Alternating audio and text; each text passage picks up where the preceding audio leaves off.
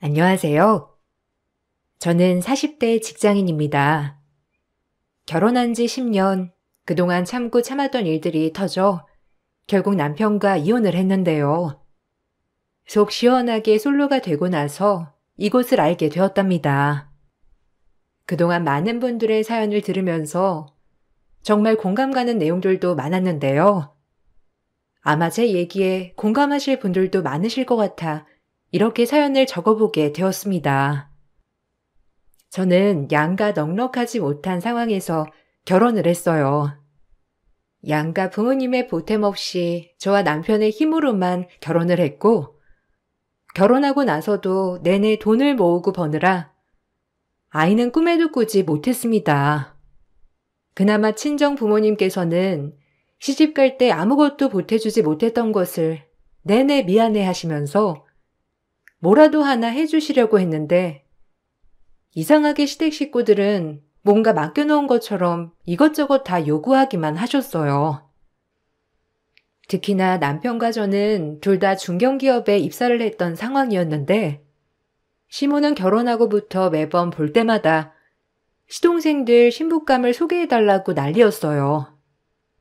남편은 3남 1녀 중 맞이였는데, 시누이와 바로 아래 남동생은 알아서 생활을 했지만, 유독 막내 시동생은 시모 치마폭에 쌓여서 철이 정말 없었거든요. 딱 막내 시동생만 여자친구를 소개해달라며 난리였죠. 우리 동현이 인물도 훤하고 이 정도면 능력도 좋고 여자애들이 쫄쫄 쫓아다녀도 부족한데 어떻게 된 게 이 시골 총구석에 있어서 그런가? 좋다는 여자애 한 명이 없네. 학교만 졸업하면 너네들처럼 도시에 나가가지고 여자들 다 후리고 다닐 건데 지금은 영 애들도 없고 말이야. 그러지 말고 우리 동영이 짝 좀 찾아봐라. 너 다니는 회사에 젊은 처자들 있지 않니? 우리 아들에 비해서는 한참 모자라겠지만 그래도 거기 처자들이면 괜찮으니까. 어머님, 저희 회사 다니는 여자들이면 스펙 진짜 대단한 거예요. 그리고 그런 스펙 가진 여자들이 뭐가 부족하다고. 도련님 아직 학생이고 졸업도 못했잖아요. 근데 이번에도 졸업 못하신대요? 도련님 나이면 벌써 졸업하고도 남았어야 하는 건데. 어머님 자꾸 도련님 감싸돌지 마시고 혼도 내세요. 아직까지 졸업 학점도 못 받고 다른 자격증 필요한 것도 아닌데 학교를 몇 번이나 다니시는 거예요. 아이고, 원래 우리 아들이 똑똑한데 아직 기회가 안 와서 그런 거지. 우리 애가 또 맡겨놓으면 일은 기가 막히게 잘하는데 대학이야 어쨌거나 졸업만 하면 되는 거 아니니? 그리고 남자는 남자 구실만 잘하면 되는 거야. 뭐가 문제야? 직장이야 네 직장 동료들이면 돈도 꽤 벌 텐데 요즘은 여자 남자 구별 안 하고 산다며. 그러면 누가 벌든 무슨 상관이야?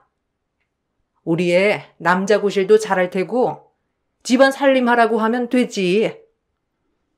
아이고 어머님, 그런 조건으로 시집을 여자 없어요. 적어도 자기 앞가림은 하고 살아야죠. 제가 아는 분들은 다 시집 가거나 남자친구 있어서 소개해줄 사람 없어요. 정 소개받고 싶으시면 나중에 남편한테 한번 물어보세요. 저희는 연령대도 높은데 아마 남편네 팀원들 중에서는 어린 사람들도 많이 있을걸요? 저한테 말하는 것보다 남편한테 말씀하시는 게 나을 것 같은데. 에이, 네 신랑 다니는 곳은 그런 게 좀 험하잖아. 괜히 말 꺼냈다가 사이 어색해지면 어떻게 하라고? 너야 이제 결혼했으니까 그만둬도 별로 상관없지만 남자들은 그런 게 치명적이잖니. 암튼 네가 잘 찾아봐. 우리 애 정도면 괜찮지 않니? 내가 우리 아들이라서 하는 얘기가 아니라 내가 내 친구들 아들 찾아봐도 우리 아들만한 애 찾지 못하겠던데. 시모는 정말 난장판인 시동생을 보면서도 자기 아들만한 사람 없다며 말을 했어요. 정말 어처구니가 없었고 아무리 사실을 말해도 시모는 절대 그렇지 않다면서 부인하시기만 했죠. 심지어 저보다는 남편 직장 동료들이 더 젊다고 말씀을 드려도 신랑은 회사 체면이 있으니 안 되고 꼭 저한테만 그런 말씀을 하시니 더 당황했어요. 매번 저에게 시동생 소개해줄 여자 찾아오라고 말씀하셨지만 전 한 번도 찾아볼 생각도 안 했죠. 결혼 10년 내내 들어도 매번 거절을 했는데 시모는 지치지도 않으신지 매번 저에게 요구하셨어요. 시동생 소개를 해달라는 것으로 그쳤다면 전 시댁에 대한 생각이 이렇게나 최악이진 않았을 것 같아요. 시모는 더군다나 넉넉하지 않은 형편에도 남들에게 보이는 게 중요해서 매번 물건을 최고급 새 걸로 갖추길 원하셨어요. 집에 자꾸 가전 가구들이 고장난다면서 매번 바꾸려고만 하셨죠. 그 바꾸는 비용은 장남인 남편에게 요구를 하셨어요. 내가 저번에 친구네 집에 갔는데 이번 에어컨을 엄청 좋은 걸로 샀더라고. 바람도 조절 잘 되고 온도도 엄청 시원하더라. 안 그래도 우리 집 에어컨 5년은 더 된 거잖아. 그건 새 거라 그런지 기능도 많고 시원하고 좋더라. 나도 이번에 에어컨 좀 바꿀까 싶은데 어떻게 생각하니? 아니 우리 집 에어컨은 시원하지도 않고 낡기도 낡았잖아. 손님들도 자주 오는데 집이 답답하면 되겠니? 어머님, 에어컨 바꾸신 지 5년밖에 안 됐어요. 그리고 고장났으면 수리받으실 생각을 해야지 왜 바꿔요? 어머님 저번에 냉장고 고장난 것 같다면서 멀쩡한 냉장고도 바꾸셨잖아요. 냉장고 바꾸신 지 얼마나 됐다고 또 에어컨까지 바꾸시려고요? 가전제품은 저 결혼하고 나서 한 번씩 다 바꾸셨는데 이번에 또 바꾸시는 건 너무 이른 것 같아요. 차라리 수리 제가 불러드릴 테니 수리 맡겨보세요. 아니, 내가 고장난 것 같다는데 무슨 수리를 맡겨? 오래돼서 그런 거라니까. 새 걸로 바꾸면 다 잘 돌아가. 그리고 에어컨 바꾸는 거 얼마나 한다고 그래? 냉장고처럼 비싼 걸로 바꾸겠다는 것도 아니고 그냥 돈 100만 원 정도만 쓰면 되는 건데 내가 너한테 바꿔달라니? 우리 아들한테 바꿔달라고 해야겠다. 너랑 얘기하면 다 안 된다고만 하니까. 남편한테 말씀하셔도 똑같아요. 어머님 남편 지금 어머님이 냉장고 사달라, TV 사달라 해서 나가는 돈만 해도 수십만 원 매달 나가요. 안 그래도 생활비 빠듯하게 낸다면서 힘들다고 하는데 어머님은 아들 안쓰럽지 않으세요? 그냥 올해는 그냥 수리받고 쓰세요. 계속 그렇게 바꾸시지 마시고 고장난 거는 수리도 하시고 쓰세요. 처음 시모가 가전제품이나 가구를 바꿔달라고 하면 남편은 어떻게 돈이 있었는지 무조건 바꿔주기도 했어요. 그러다가 점점 그 돈들이 쌓여서 자신이 감당 못할 정도가 되자 남편은 생활비도 못 주겠다며 말을 했던 적도 있었죠. 그 뒤로는 시모가 뭔가 사달라고 하는 걸 거절하는 듯 했지만 시모는 그 뒤론 저에게 뭐가 고장났고 필요하다면서 말을 꺼내시기 시작하셨죠. 저는 그 말을 한 번도 들어주지 않고 고쳐서 쓰시라 수리기사 불러드리겠다고 했지만요. 저와 남편은 월급 중 정해진 생활비를 제외하고는 각자 관리를 했어요. 그래서 공통적으로 지출하는 금액을 제외하고는 개인적인 지출은 나머지 금액에서 관리를 했는데 남편은 계획 없이 쓰다 보니 생활비를 제대로 내지 못할 때가 많았죠. 시댁 식구들은 전체적으로 다른 사람들에게 보이는 것이 중요했어요. 남편도 보이는 것이 중요하다 보니 온갖 시장에 다른 사람들에게 술이며 저녁이며 사주면서 쓰는 돈들이 대부분이었어요. 가장 철이 없었던 사람은 바로 시동생이었어요. 대학도 졸업장도 받지 못한 채 결국 1년씩 계속 연장해 학교를 다니고 있었던 시동생은 자신보다 훨씬 어린 대학교 친구들과 어울려 다니면서 돈을 썼고 그 친구들이 자신을 따르자 대장 노릇을 하기 시작했죠. 어느 날은 학교에 일이 있어서 차를 써야 한다면서 저에게 차를 빌려달라고 남편을 통해 부탁을 해왔어요. 취업 때문에 지방에 가봐야 한다는 말을 하길래 차를 빌려주게 되었는데 일주일 후에 온 차 상태는 정말 엉망진창이었습니다. 이것 때문에 남편과도 정말 크게 다퉜어요. 도대체 이게 뭐 하는 짓이야? 당신 시동생이 별말 안 했어? 차를 저꼴로 만들어 놓고서는 세차도 안 하고 그냥 가져다 놓는 사람이 어디 있어? 그리고 왜 내 전화는 안 받는 거래? 그래도 미안한 마음이 들기는 하나 봐. 나 저거 못 쓰니까 당신이 내일부터 출근할 때 저 차 쓰고 나 내일 당신 차 쓸 테니까 그렇게 알아. 어떻게 양심도 없이 저러고 그냥 갈 수가 있어. 걔가 아직 어려서 그래. 그리고 세차하려면 돈이 있어야 하는데 걔가 돈이 어디 있어. 그냥 멀쩡히 차 가지고 온 것만으로도 다행이다 생각해야지. 내가 내일 당신 차 끌고 갈 테니까 화 풀어. 세차는 내일 맡길게. 그리고 걔 나이에 다 자기보다 어린 동생들인데 좀 잘났다는 거 보여주고 싶을 수도 있는 거지. 어른이 돼서 그거 하나 이해를 못 해줘? 뭐? 지금 이게 이해를 해줘야 하는 일이야? 하루도 아니고 일주일이나 차를 빌려다 썼으면 기름값을 주던지 아니면 기름이라도 채워 넣던지 하다못해 차를 깨끗하게 원래 상태로 만들어 돌려줘야 하는 거 아니야? 기름은 기름대로 다 써놓고서는 차 안에도 엉망진창해. 밖에도 어디 흙밭에서 굴렀는지 지저분한 상태로 왔는데 내가 화를 안 내게 생겼냐고. 당신 전화라도 해봐. 내 전화는 계속 돌리잖아. 아유, 그만해. 내가 내일 세차 맡긴다고 하잖아. 애가 아직 철없어서 그런 걸 왜 또 전화해서 집안 분란 만들려고 그래? 당신 동생이라고 생각해도 이해를 못하겠어? 당신 가만히 보면 시댁 식구들이라 더 깐깐하게 구는 것 같아. 당신이 동생이 없어서 그렇지. 동생이 있으면 이거 다 이해할 수 있는 문제라니까 그러네. 그냥 내가 차 세차해 줄 테니까 그만하고 화 풀어. 저도 3남매 중에 막내였지만 전 한 번도 오빠 언니 물건을 쓰고서는 엉망으로 돌려준 적은 없었거든요. 똑같이 막내인데도 불구하고 철없이 행동을 하는 걸 보고서는 너무 화가 났는데 남편은 막내라 그럴 수 있는 거라면서 그냥 넘어가자고 하더라고요. 시동생은 끝까지 제 전화는 받지 않았고 결국 차는 남편이 세차를 하고 가져다 주는 것으로 마무리했습니다.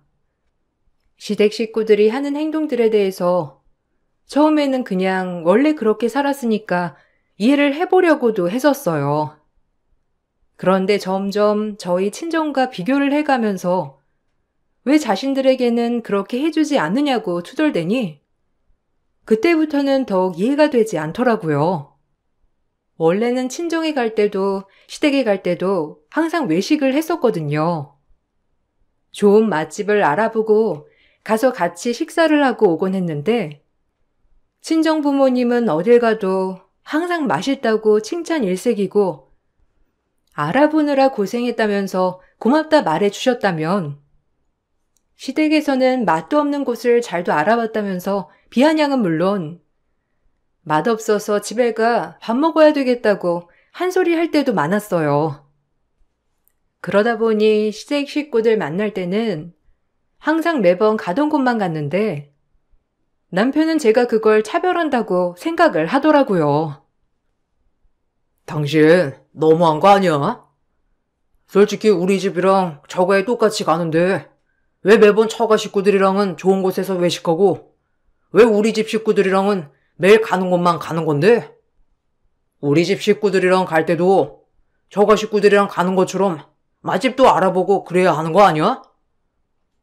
그런 거 한 번도 없고 나 말 안 하려고 했는데 해도 너무해서 말하는 거야. 그래? 그럼 당신이 한번 맛집 알아봐. 나는 우리 식구들이니까 입맛도 잘 알고 해서 내가 알아보는 거니까. 지금까지 친정 식구들이랑 밥 먹으러 갈 때 당신한테 갈 곳 알아보라고 한 적 한 번도 없었잖아. 시댁 식구들이랑 외식하러 갈 곳 당신이 그럼 알아보면 되겠네. 나도 처음에는 알아봤었는데 나는 영 시댁 식구들 입맛에 맞는 곳을 찾기가 쉽지 않더라고. 내가 어떻게 그런 걸 찾아? 당신이 그런 맛집 같은 거 잘 알잖아. 당신이 한번 찾아봐. 그리고 당신은 제대로 해보지도 않고 왜 그렇게 말을 하는데? 당신 친정 식구들이랑 밥 먹을 때처럼 알아보면 되는 거잖아. 그게 어려워? 당신이 우리 식구들한테 애정이 없으니까 그런 건 아니고, 당신이 관심이 있었으면 우리 식구들이랑 밥 먹을 때도 알아서 알아보고 갔겠지. 뭐? 와, 당신 진짜 황당하다. 나 결혼하고 몇 년을 내가 알아본 식당에 갔었잖아. 기억 안 나? 그런데 매번 갈 때마다 어머님 뭐라고 하셨는데? 맛도 없는데 비싸기만 쳐 비싸다고 그렇게 한 거 기억 안 나? 그리고 시동생은 뭐라고 했는데? 고작 여기 오려고 난리 피웠냐 어쨌냐 한 거 당신 진짜 기억 안 나? 이게 한 번만이었어? 매번 갈 때마다 음식 맛도 없다, 비싸기만 하다. 집에 가서 라면 끓여 먹는 게 훨씬 낫겠다. 내가 이런 소리 몇 번이나 들었을 것 같은데. 그 소리 들으면서도 결혼하고 몇 년을 챙겼는데 나도 지치지 않겠어? 난 안 알아볼 거니까 시댁 식구들이랑 다른 곳에서 외식하고 싶으면 당신이 알아봐. 아니, 그거 몇 번 얘기한 거 가지고 그래. 엄마랑 동생이 좀 어색하고 그러니까 말할 수도 있는 거지. 그리고 그때랑 지금이랑은 다르잖아. 그때는 서로 입맛도 모르고 그러니까 맞지 않는 곳 갈 수도 있었던 거고, 지금은 서로 잘 아니까 더 잘 맞는 곳 찾을 수 있는 거 아니야? 그렇게 잘 찾을 수 있을 것 같으면 당신이 알아보라고. 나보고 알아보라고 하지 말고. 난 어머님이나 시동생한테 맛이 없다느니 돈이 아깝다느니 이런 소리 듣고 싶지 않으니까. 그렇게 가고 싶으면 당신이 알아보고 가. 나보고 차별한다고 하지 말고. 난 진짜 그런 소리 들을 때마다 너무 황당해서 말이 안 나와. 지금까지 뭘 했다고 차별이래? 당신 식구들이 날 차별한 건 아니고? 남편과 둘이서는 크게 문제가 될 부분은 없었지만 항상 부딪히는 것이라면 바로 시댁 관련한 일이었어요. 시댁에 관해서는 서로 생각도 너무 달랐고 바라는 것도 차이가 컸었죠. 시간이 흐를수록 저는 시댁 식구들에 대한 미운 감정은 점점 더 커졌고 그 감정 때문인지 남편까지 미운 마음이 들었어요. 시동생이 겨우겨우 졸업을 하던 날 시모는 어떻게든 막내 아들을 취업시키려고 혈안이 나 있었습니다. 몇 년을 졸업도 못하고 겨우겨우 졸업한 것도 모자라 시동생은 학점도 엉망이었기 때문에 졸업을 하고 나서도 한동안 취업도 못하고 집에만 있었거든요. 그러다 보니 시모가 나서서 아는 사람들에게 취업 자리를 소개해달라고도 하셨는데 당연히 저에게도 취업 자리를 마련해달라는 소리를 하셨어요. 저는 그냥 일반 사원이었을 뿐인데도 저한테 당연하다는 듯이 저희 회사 자리를 준비하라고 하셨어요. 예, 이번에 우리 막내 졸업한 거 알고 있지? 너희 회사에 사무직으로 자리 있지 않니? 그 큰 회사에 자리가 없다는 건 말도 안 되는 것 같고. 우리 아들 거기 취업 좀 하게 자리 하나만 마련해봐. 너 그래도 거기 거의 10년은 다녔으니까 힘은 꽤 있을 거 아니야. 우리 아들 뭐래도 잘할 텐데.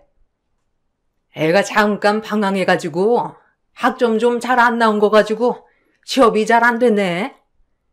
어쨌든 그거 말고는 몸도 튼튼하고 마음도 튼튼하니까 취업 좀 시켜줘라.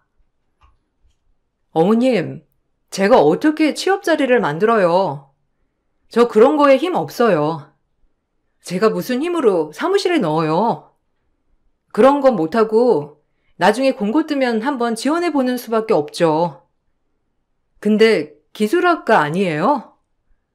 거기 자격증만 있으면 취업 잘 된다고 하던데. 아직 여기저기 이력서도 안 넣어본 거 아니에요? 거기 같은 과 나온 제 친구는 졸업하기 전에 다른 곳에서 스카우트 들어와서 바로 취업하고 다녔다고 하던데요. 그때랑 지금이랑 같니? 그때는 개나 소나 자격증 딸 수 있었는데 지금은 좀 어려워졌나 보더라고. 공부하는 것 같더니만 엄청 어려웠는지 아깝게 떨어졌나 봐.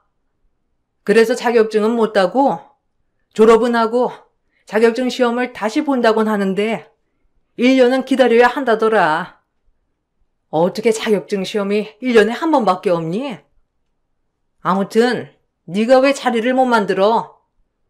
10년이나 회사 다녔음 거기 한 자리는 꿰차야 하는 거 아니야? 어머님, 그러면 저한테 말씀하시지 마시고 남편한테 말해보세요. 저랑 비슷하게 회사 다녔고 그쪽 회사는 분야도 다양하니까 맞는 직렬 하나는 있겠죠. 저희 쪽이야 거의 사무직이라 맞는 직렬이 없을 수도 있으니까요. 남편한테 부탁 좀 해보세요. 저는 취업시켜드릴 수 있는 힘이 없네요. 걔는 그런 힘은 있겠지만 걔한테 부탁하면 회사에 찍히는 거 아니야? 그러면 좀 그렇잖아. 네가 사장한테 좀 잘 말해봐. 자리 하나 마련해 달라고. 시동생 있는데 일도 잘하고 몸도 튼튼하고 빠릿빠릿 잘할 거라고. 네가 잘 말하면 사장도 들어주지 않겠어? 시모는 황당하게도 비슷한 연차의 남편에게는 절대로 부탁할 수 없는 일이지만 저에게는 부탁해도 되는 일이라는 식으로 말을 했어요. 남편에게는 회사 내 이미지가 중요하지만 저는 그런 이미지는 안중에도 없이 무조건 사장님에게 부탁을 해보라고 하셨죠. 시모의 태도에서 저는 이 집에서 확실하게 저를 차별하는구나 생각을 했습니다. 결국 시동생은 제대로 된 취업 자리를 알아보지 못했고 동네 작은 공장에 비정규직으로 취업을 하게 되었습니다. 월급도 적었지만 일하는 시간도 많아서 시모가 시동생을 정말 애초롭게 생각을 하셨어요. 저는 시모만 그렇게 가족들을 애초롭게 생각하는 줄 알았는데 시댁 식구들 모두 서로를 정말 끔찍하게 생각을 하더라고요. 행동까지 서로를 생각했다면 좋았겠지만 행동은 개차반으로 하면서 생각만 끔찍하게 생각을 하니 바라보는 삼자의 입장에서는 황당하기 그지 없었어요. 남편의 마음을 알게 된 일이 있었는데 바로 가족 큰 행사가 몇 번 지나고 나서부터였어요. 저는 친정 식구들이 성인이 되고 나서 돈을 벌기 시작하며 개를 시작했어요. 그래서 소소하게나마 한 달에 10만 원씩 같이 꾸준히 모았었는데 그래서 부모님 생신이나 어버이날 같은 행사 때 그때 모은 돈들을 써서 크게 선물도 해드렸었거든요. 남편이 결혼할 때쯤 이걸 정말 부러워해서 남편에게도 시댁 몫으로 따로 저축을 해두라고 한 적이 있었어요. 그래서 남편도 그러겠다고 하니 매달 30만 원씩 모아두라고 원래 모으던 생활비에서 남편은 30만 원을 덜 냈었거든요. 전 그래도 알아서 잘 모아두고 있는 줄 알았어요. 근데 매번 생신이나 행사 때 그 모아둔 돈은 풀지 않아서 결국 공용 생활비에서 지출을 해서 의문이었답니다. 그 의문이 풀리게 되었던 계기가 있었어요. 부모님 결혼 40주년 기념일로 친정 식구들이 모은 돈들로 부모님 해외여행을 보내드린 적이 있었어요. 넉넉하지 않았던 살림이라 부모님께서도 해외여행을 많이 안 가보셔서 정말 좋아하셨는데 남편은 그걸 보고서는 시모도 해외여행을 보내달라고 하더라고요. 와, 장모님, 장인어른은 진짜 좋겠다. 자식들이 돈 모아서 해외여행도 보내드리고 얼마나 행복하실까?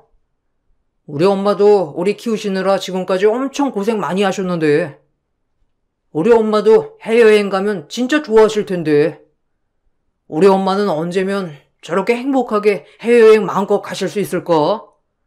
그치? 장모님이랑 우리 엄마 동갑이신데 장모님은 진짜 좋겠다.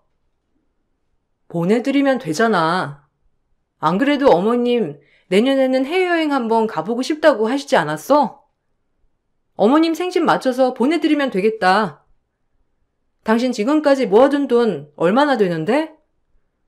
지금껏 어머님 생신날에도 그 돈 한번 안 써봤잖아. 명절이라고 꺼낸 적도 없었고. 그럼 꽤 많이 모았을 것 같은데? 우리 결혼 10년 차니까 와, 적어도 3천은 모았겠네. 그걸로 어머님 해외여행 보내드리면 되겠다.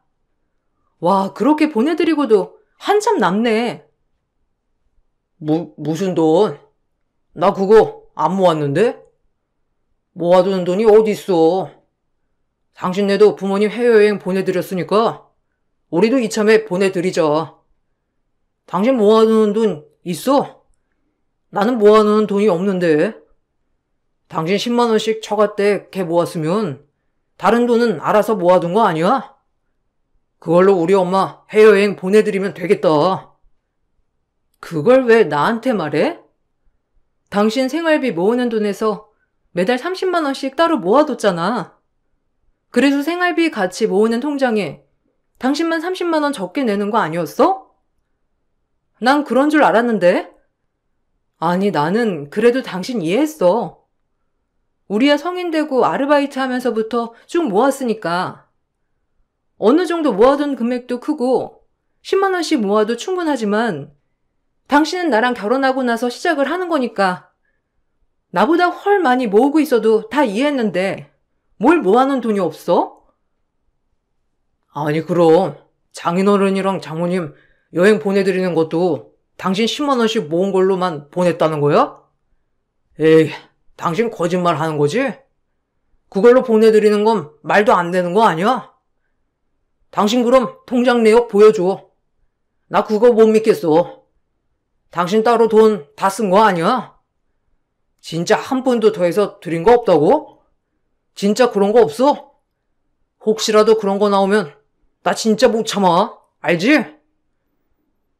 남편은 모아둔 돈이 없다는 말에 화를 내는 저에게 오히려 발끈하면서 고작 10만 원씩 모은 돈으로 해외여행을 보내준다는 게 말도 안 된다면서 바로 통장을 오픈하자며 화를 냈어요.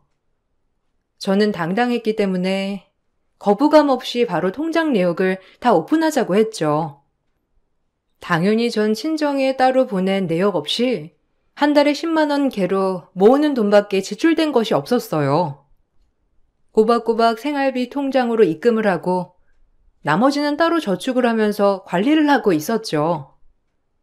전 그래서 남편에게도 통장 내역을 오픈하자고 했어요. 그런데 봤더니 남편은 생활비에서도 30만 원 빠진 걸 개인적으로 쓴 걸로도 모자라서 나머지 돈 역시 모아둔 흔적 없이 모조리 다 썼던 것이었습니다. 당연히 모아둔 돈은 1원도 없었어요. 10년의 결혼 생활 동안 아무런 모아둔 돈이 없다는 것도 황당했지만 그동안 30만 원도 모아두지 않았다는 건 어처구니가 없었어요. 생활비 이체를 하면서 저보다 30만 원 덜 낸다는 생각도 분명했을 텐데 저에게 사실을 말할 생각도 없었다는 것이었죠. 그런데 얼마 후 남편이 갑자기 돈 관리를 같이 하자고 하더라고요. 전 처음에 자신의 소비 때문에 반성하고 모든 경제권을 저에게 맡기려고 그런 말을 하는 줄 알았어요. 근데 갑자기 그 말을 꺼낸과 동시에 자기가 바꾸고 싶은 차가 있다면서 말을 하더라고요. 내 주변에서는 저 정도 연식되는 국산차 끌고 다니는 사람들 아무도 없어. 저번에 슬쩍 보니까 당신 모아둔 돈 외제차 그냥 하나 살 정도는 모았던데. 나 그걸로 생일 선물 해주면 안 돼? 나도 직급도 있고 나이도 있는데 이제 외제차 하나는 끌고 다닐 수 있는 거잖아. 당신 그렇게 모아봤자 우리 당장 집 살 수 있는 것도 아니고. 기왕이면 폼나게 차 바꿔주는 것도 좋지 않아? 뭔 미친 소리야. 제발 정신 차려. 안 그래도 우리 월급 많은 편도 아닌데 언제 모아서 집 사고 언제 아이 낳을 건데? 우리 결혼 10년이야. 거기다가 난 40대를 바라보고 있는데 지금도 노산인데 언제 계획해서 언제 아이 낳을 거야? 시댁에서도 매달 용돈 달라고 한다며. 당신도 용돈 드리고 싶다면서. 그건 어떻게 드릴 건데? 제발 배부른 소리 그만해. 아니, 우리 아이가 없어도 그만이고 나중에 낳아도 되는 거 아니야? 요즘은 다 40대 넘어서 아이 낳는다는데 집도 솔직히 지금 있는 집에서 좀 더 줄여도 상관없지. 나중에 집값 떨어지면 지금보다 훨 싼 값에 집 살 수 있을 텐데. 거기다가 집에서 무슨 수백만 원 용돈 달라고 하셨어? 당신 지금 모은 거 보니까 우리 충분히 그러면서 살 수 있어. 그러니까 나 지금부터는 정말 아끼면서 살게. 외제차 하나만 뽑아줘. 어? 그 나이 먹고 모아둔 돈 하나도 없는 건 괜찮고? 그건 하나도 안 쪽팔려? 외제차는 무슨? 당신한테는 국산차도 사치야. 솔직히 당신 월급 받고 나서 남는 돈이 얼마나 되는데?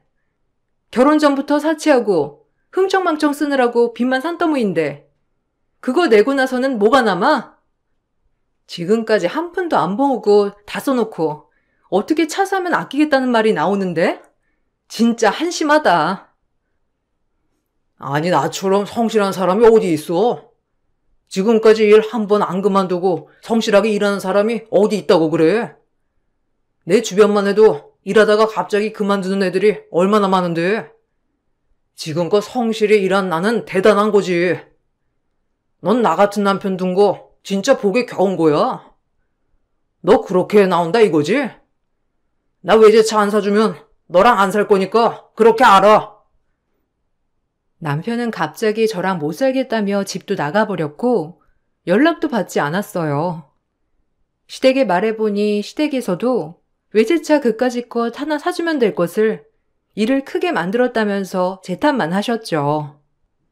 전 너무나 현타가 왔어요. 이런 사람과 이런 시댁과 평생 지내야 한다는 생각을 하니 너무 막막했습니다. 일주일 넘도록 연락도 받지 않고 시댁에서는 저를 탓하며 압박을 해오자 전 더 이상은 어렵다 결심을 했고 헤어지기로 다짐했어요. 그렇게 전 남편에게 이혼소장을 보냈습니다.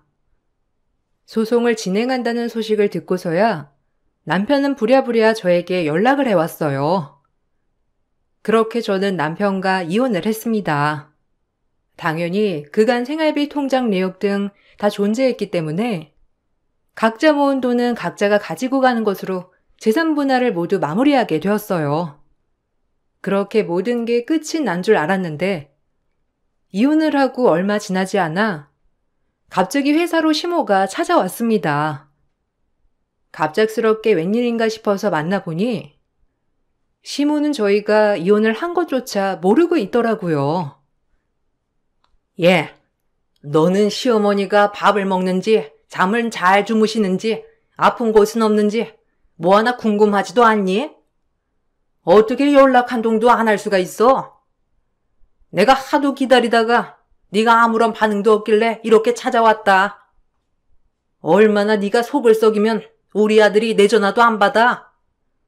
그건 그렇고 네 시동생 이번에 중매회사 가입시키려고 하는데 돈 좀 내놔라. 거기 가입하는 비용이 어마어마하더라. 네? 갑자기 웬 중매회사예요? 중매회사 가입은 한대요? 어머님, 거기 돈 내고 가입하시려고요? 아니, 그나저나 남편이 한 번도 연락 안 했어요? 저희 얘기는 한 번도 못 들으신 거예요? 무슨 얘기해? 아, 너네 싸웠단 거? 그건 들었지. 근데 그게 몇 달 전 얘긴데 아직도 하고 있어? 아직도 싸우냐? 어쨌거나 그건 너네 사정이고. 그렇다고 시댁이 이렇게 함부로 하는 건 말도 안 되는 거 알고 있지? 괘씸하게. 원래 부부는 싸우면서 지내는 거야. 그런데 넌 너무 네 남편 길을 꺾여 놓아서 안 되겠어. 예전 같으면 소방 맞고도 충분했을 건데 요즘 시대가 좋아져서 네가 안 맞는 걸 다행으로 알아야지 원. 제가 왜 소방 맞아요? 차라리 맞았으면 이렇게 10년을 질질 끌지라도 않았을걸. 어머님이 그렇게 아들 오냐오냐 하시니까 지금 이 지경이 된 거예요. 아세요? 큰아들도 모자라서 막내까지 망치시려고요? 중매회사 가입하시기 전에 아들 사람부터 만드시고. 아니 얘가 진짜 무슨 시어미한테 못할 말이 없어. 너 진짜 네 신랑이랑 헤어지려고 하는 거니? 얘가 이혼하는 게 무섭지도 않나? 내가 너 이혼녀 딱지 한번 만들어줘. 잔말 말고 카드나 이리 내. 다짜고짜 카드를 달라는 시모를 보며 전 너무나 황당했지만 바로 남편에게 연락을 했는데 남편은 절대로 시모에게 이혼한 거 말하지 말아달라며 자기 카드를 시모에게 주라고 했어요. 남편이 집을 나간 후에 바로 이혼 소송을 하다 보니 그 전에 남편이 저에게 맡겨뒀었던 카드를 가지고 가지 않았었거든요. 그 카드를 시모에게 주면 되겠다고 하더라고요. 전 그래서 남편 카드 중에서도 한도가 제일 높았던 그 카드를 시모에게 드렸습니다. 그 후는 정말 난리가 났죠. 시모는 신나게 카드를 써제끼기 시작했어요. 내역을 받는 휴대폰 번호가 아직 변경되지 않았는지 내역이 그대로 저에게 문자로 왔는데 아주 백화점을 쓸어 담는 듯 하루에 수백만 원을 쓰시더라고요. 새벽까지 올리던 카드 사용처를 보니 시동생인지 유흥주점에까지 100만 원이 넘는 사용 내역이 들어와 있었습니다. 전 이 사용 내역을 모두 캡처해 남편에게 보내주었어요. 안 그래도 빈털터리로 쫓겨나듯이 이혼한 남편이 이 사실을 알게 되면 분명 두 사람은 난리가 날 거라 생각을 했죠. 너네 둘 이제 먼지나게 맞을 준비해 생각을 하고 있었는데 역시나 시모는 다음날 바로 저에게 연락을 해 오셨습니다. 너희 진짜 이혼했니? 너 지금 나한테 준 게 네 카드가 아니라 우리 아들 카드였어? 세상에 이런 못된 짓을 하다니. 네가 정말 사람이니? 어떻게 나를 감쪽같이 속이고 이런 짓을 벌일 수가 있어? 네 카드가 아니었으면 내가 왜 그렇게까지 썼겠니? 어떻게 우리 아들을 한 푼도 없이 그 집에서 쫓겨낼 생각을 해? 내가 너 두고 볼 줄 알아? 두고 보지 않으면 어쩌실 건데요? 그간 제 돈도 아주머니 돈처럼 펑펑 써제켜 놓고서는 이혼하고서도 그러실 줄 알았어요? 한 푼도 없이 쫓겨난 건 제 탓이 아니고 당신 아들 탓이에요. 10년 동안 생활비도 적게 내, 돈도 펑펑 다 써. 제가 정한 게 아니라 법원에서 그거 정한 거라고요. 아세요? 남들한테 보이는 건 중요하시면서 자기 실속은 하나도 못 챙기시는 건 집안 내력인가 봐요? 뭐? 너 지금 말 다 했어? 네가 우리 아들 버리고 무사할 줄 알았니? 우리 아들이 어떤 아들인데? 감히 우리 아들 얼굴에 먹칠을 해? 너 지금 어디야? 내가 너 가만 안 둬. 내가 너 지구 끝까지 쫓아가서 복수할 거니까 그렇게 알아. 복수요? 복수하려면 제가 해야죠. 당신 아드님이 저한테 둘러붙어서 썼던 돈이 얼마인 줄이나 아세요? 생활비도 적게 내면서 나머지 돈으로 뭐 하며 살았는지나 아시냐고요. 안 그래도 제가 이거 억울해가지고 싹 다 받아내려고 했는데 안 되겠네요. 당신네들 사는 집 그게 제가 대출받아서 해드린 건데 그쪽 아드님이 1년만 시간 달라고 해서 기다리고 있었는데 그렇게 억울해하시니 제가 가만히 있으면 안 되겠네요. 당장 회수할 테니까 그렇게 아세요. 시모의 말에 전 바로 대응을 했습니다. 원래 시댁에서 전세를 주고 살았던 집 전세 자금이 사실 제가 대출을 받아서 해줬던 금액이었거든요. 시댁에서는 남편이 해준 것이라 생각을 했는데 사실 남편은 워낙 채무가 많아 그 정도도 나오지 못했고 제가 도움을 줬었는데 이번에 이혼을 하면서 1년만 기다려달라 약속을 받았었거든요. 그런데 전 더 이상 기다리면 안 되겠다 싶어 바로 민사소송을 진행했습니다. 당연히 소송 결과는 제가 이길 수밖에 없었어요. 그렇게 전 민사로 배상도 받고 남편에게 유책 사유가 있었기에 위자료도 받고 남편과 시댁 모두와의 연을 끊었습니다. 나중이 되어서야 남편은 미안하다며 연락을 해왔지만 더 이상 대화를 하고 싶은 생각도 안 들더라고요. 듣기로는 시모와 시동생은 가지고 있는 돈으로 집도 못 구해 거의 시골 촌구석 오래된 집으로 들어갔다고 들었어요. 남편은 이혼을 하고 시모와 시동생 생활비까지 대느라고 연애는커녕 자기 생활도 겨우겨우 해나가고 있다고 하네요. 저는 오히려 이혼하고 나서 제 삶을 찾은 것 같아요. 그동안 아끼느라 못해봤던 취미생활도 하고 차도 새로 사게 되었어요. 앞으로는 제 인생을 좀 더 귀중하게 생각해 보려고요. 제 긴 사연을 들어주셔서 감사합니다. 여러분들도 자기 자신을 더 소중하게 생각하시길 바랄게요. 안녕하세요. 아직도 그때만 생각하면 손이 떨리고 치가 떨리지만 지금은 많이 회복하고 있어서 이 글을 써봅니다. 전 늘 몸이 약한 외동딸이었어요.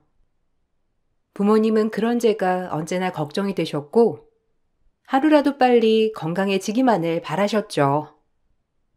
선천적으로 심장이 약했던 제가 성장하면서 부모님은 그저 제가 아무것도 안 해도 그냥 건강하기만 하면 된다는 그 소원 하나로 사셨다고 했어요. 아빠는 조금 규모가 크게 노끈 사업을 하셨고 엄마는 그런 아빠를 열심히 뒷바라지 하였답니다. 아빠 덕분에 어려움 없이 자란 어린 시절이었고 그 덕에 주변에 사람들이 끊이지 않았어요. 늘 하나같이 제 몸이 약한 것을 안쓰러워했고 도와주고 싶어 했죠. 그 덕분에 평생 단짝이라는 친구도 얻게 되었고 아빠 회사에서 일하고 있던 건실한 청년을 제 남편으로 맞이할 수 있었어요. 아빠가 정말 믿고 의지하던 직원이었고 그로 인해 결혼은 일사천리였어요. 저 역시 아빠를 도와 일을 하고 있던 터라 그 직원이 싫지만은 않았습니다. 그렇게 저희는 물 흐르듯이 자연스레 인연이 됐어요. 신서방이랑 너랑 결혼한 게 아빠는 정말 모든 걸 다 이룬 것 같이 기뻐. 신서방네가 어렵게 살아도 늘 구김스럽고 항상 자신감도 넘치면서 너한테 또 얼마나 다정해. 결혼하면 또 걱정이었는데 신서방이랑 결혼을 해서 그런지 아주 다행이야. 그러게 말이에요. 긍지오격 우리 딸 어떤 남자한테 시집가나 했더니 신서방 같은 남자를 만나서 진짜 다행이죠. 네가 봐도 정말 괜찮지? 정 많고 일처리 확실하고 너밖에 모르고 남자 그거 하나면 돼. 돈이야 그저 성실하게 벌면 그만이고. 그러게 내가 봐도 승종씨 우리 회사에서 정말 열심히 일하는 것 같고 회사에서 평판도 좋잖아. 나도 정말 마음에 들고. 머지않아 회사를 네가 물려받을 건데 아빠 옆에서 큰 힘이 될 거다. 승종이 같은 사람이 옆에 있어야 너도 힘이 나지. 아빠 그런 말 마. 나는 지금의 자리도 만족해. 그냥 아빠 오래오래 사셔요. 저희가 옆에서 서포트 많이 해줄 테니까. 남편은 조금 어려운 형편이었지만 회사에서 능력치를 인정받은 인재였고 성분 또한 저희 아빠가 눈여겨봤었기 때문에 제 남편감으로 딱 점 찍어둔 사람이었어요. 회사에서 만난 것이었지만 첫눈에 반해버렸고 정말 사랑했어요. 그리고 남편도 마찬가지로 절 정말 아껴주었답니다. 심장 때문에 정기검진을 가는 날이면 항상 동행해 주었고 부모님이 아닌 사람이 이렇게 절 아껴주니 정말 몸둘 바를 모르게 기뻤어요. 그런 모습을 저희 부모님도 보시곤 흐뭇해하는 나날이었어요. 내가 평생 지켜줄게. 몸이 그렇게 약한데 어쩌겠어. 회사에 나오지 말고 집에만 있어. 아무리 회사 일도 배워야 한다지만 몸이 더 중요하잖아. 당신한테는 내가 있으니까 너무 걱정 말고 당신 몸만 잘 추슬러. 그래야 우리 아기도 같지. 미안해. 나 때문에 당신이 할 일이 너무 많은 건 아닌가 모르겠다. 가뜩이나 바쁜 회사인데 내 몫까지 하려면 힘들겠어. 그래도 결혼했고 장인어른 회사라고 생각하니까 내 것처럼 더 열심히 하고 있어. 원래도 주인 의식을 가지고 일을 했지만 요즘 들어선 더 내 회사처럼 일하고 있거든. 그러니까 너무 걱정 말고 당신은 몸 관리나 잘해. 알겠지? 아무래도 결혼을 했고 아이도 염두에 두고 있던 터라 그전보다는 회사에 소홀해질 수밖에 없는 저였습니다. 남편 또한 제가 회사 일을 열심히 하는 것보다 제 몸 관리를 하며 그저 아프지 않기만을 바랬어요. 저 역시 결혼을 하고 나니 몸 건강에 더욱더 신경을 쓰게 되었는데 아무래도 혼자일 때보다 같이 있어야 한다는 생각에 건강관리를 더 열심히 하게 되었거든요. 결혼을 하고 하루하루가 너무 벅차게 행복했고 이 모든 사실을 알고 있는 단짝 친구 또한 저에게 남편 칭찬을 많이 해주었죠. 네 남편 진짜 괜찮다. 그래, 넌 회사 일 좀 당분간 신경 쓰지 말고 아기 가져야 하니 몸 생각 좀 해. 가뜩이나 약한데 아이 가지면 얼마나 더 약해지겠어. 승종 씨 말대로 운동도 하고 책도 읽고 그러는 게 좋을 것 같아. 회사는 승종 씨한테 맡기고. 어쩜 그렇게 자상하니? 너희 아버지가 확실히 성경지명이 있으신 거야. 딱 그런 남자 골라서 너랑 맺어줬잖아. 네가 보기에도 그래?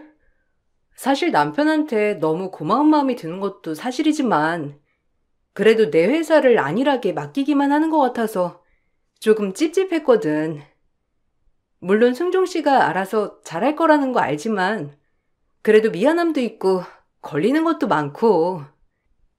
아주 복이 터져서 그런 소리 하는구나? 그냥 승종 씨한테 잘 맡겨. 유능한 사람이잖아. 너보다 훨배 나을 거야. 그리고 여자는 그냥 애 낳고 집에서 살림하는 게 제일이야. 아무리 커리어 우먼이 되면 뭐하니? 애 내팽개치고 일할 거야? 그러니까 지금부터 승종 씨한테 네가 하는 일 좀 덜고 맡겨. 너희 아버지도 다 그러라고 회사 사람이랑 결혼시킨 거라니까. 언제나 저에게 힘이 되는 친구였기에 친구의 말에 일리가 있다고 생각했어요. 그저 결혼을 하고 예쁜 아이를 낳아 일하는 남편을 내조하는 삶도 참 행복하겠다는 생각에 사로잡히면서 생각이 전환되는 계기가 되었어요. 그리고 하다못한 남도 이렇게 남편을 치켜 세우니 정말 시집 잘 갔다는 생각이 들 정도였죠. 그때 아빠는 남편과 제가 일하는 모습을 보고 하루라도 빨리 경영에서 물러나려고 하셨고 온전히 저에게 물려주고 남편과 같이 경영을 했으면 하셨어요. 이제 신서방도 일한 지 오래되기도 했고 너도 역시 일 배운 지 오래됐잖냐. 이제 슬슬 경영에서 내가 내려올까 하는데. 아직 안 돼. 아무리 신서방이랑 내가 다 한다고 하더라도 아빠가 없으면 회사가 돌아가겠어? 조금만 더 힘내줘요. 내가 자꾸 회사에 개입하는 것도 신서방이 불편할 거야.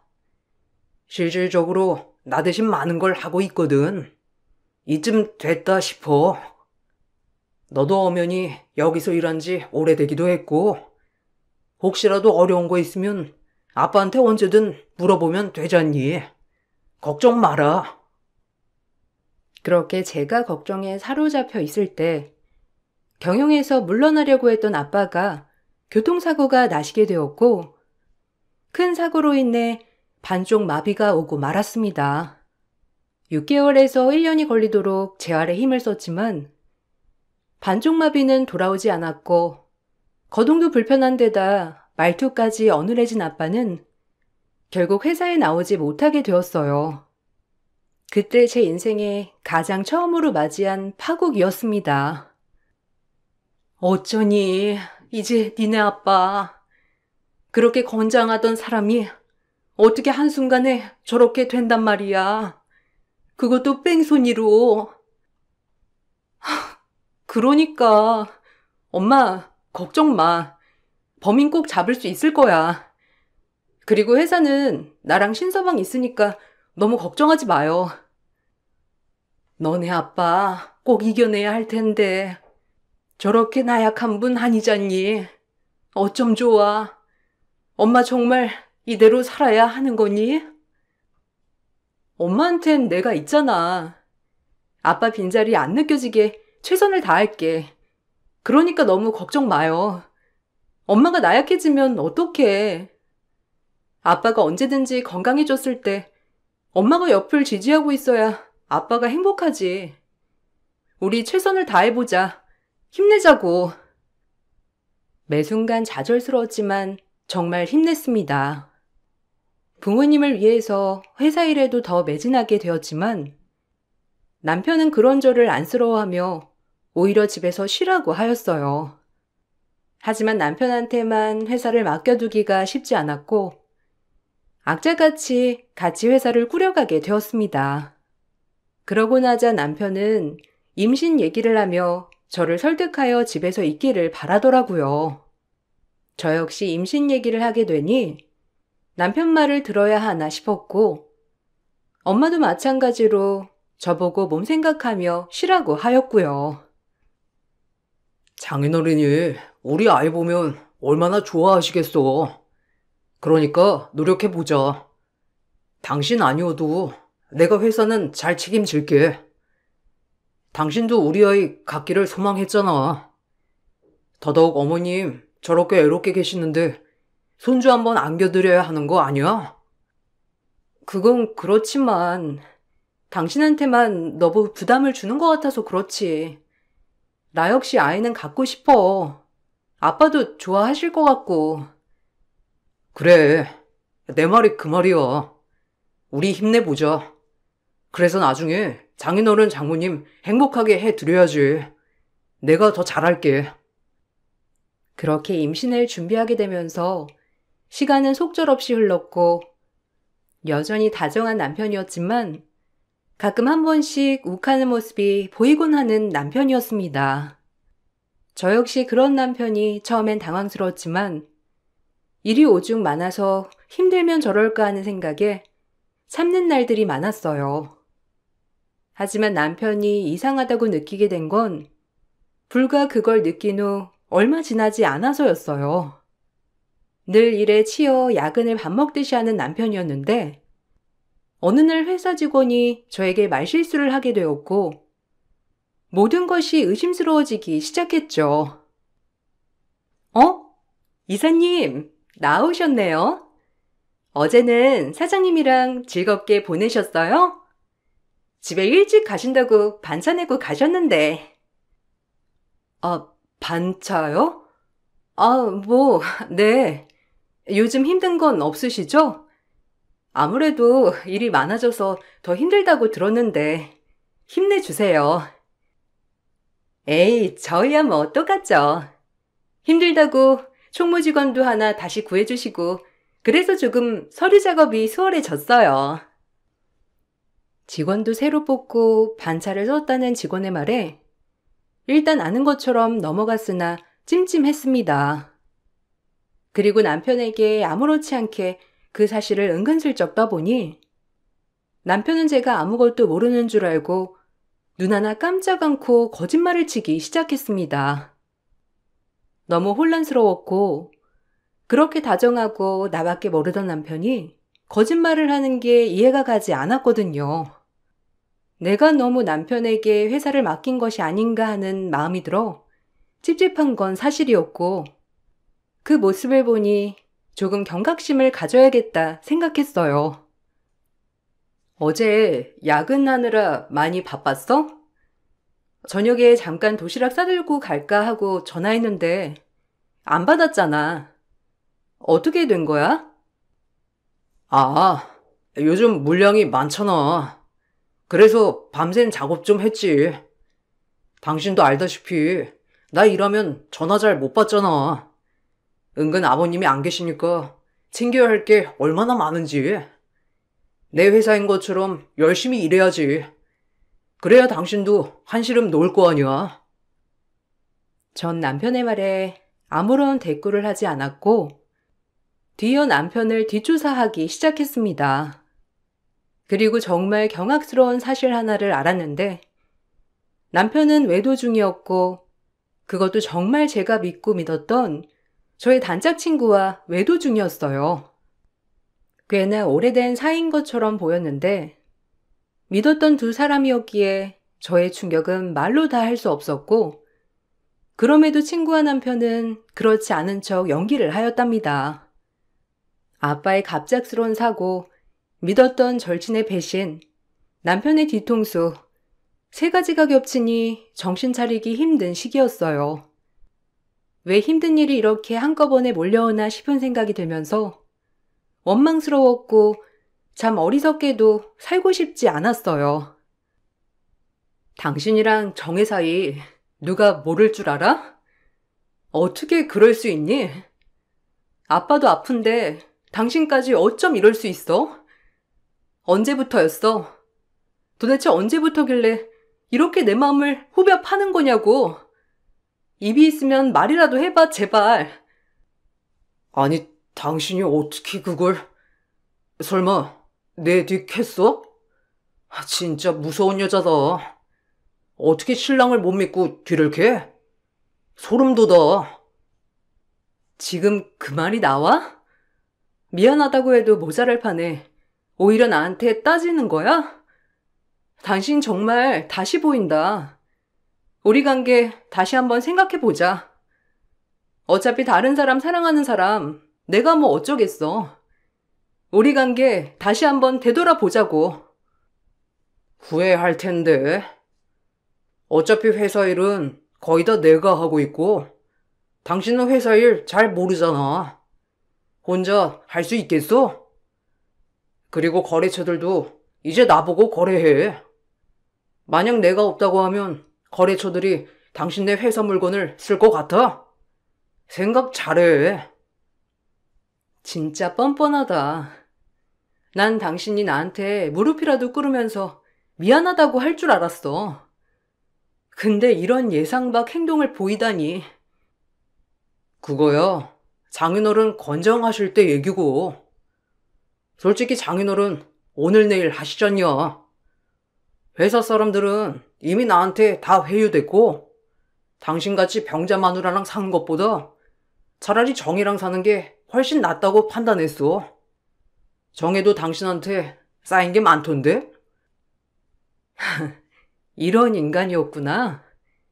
당신 진짜 후회해, 그러다가. 내가 너무 당황스러워서 할 말이 생각이 안 나는데 진짜 그러는 거 아니야. 할 말이 없었고 저렇게 악랄할 수가 있다니라고 느꼈어요. 사실 남편이 저에게 그저 싹싹 비는 것만을 생각했는데 이렇게 나오니 딱히 뭐라고 해야 할지 모르겠었어요. 그리하여 전 다음날 단짝을 만나게 되었고 단짝 친구는 저에게 기가 막힌 얘기를 하나 해주었습니다.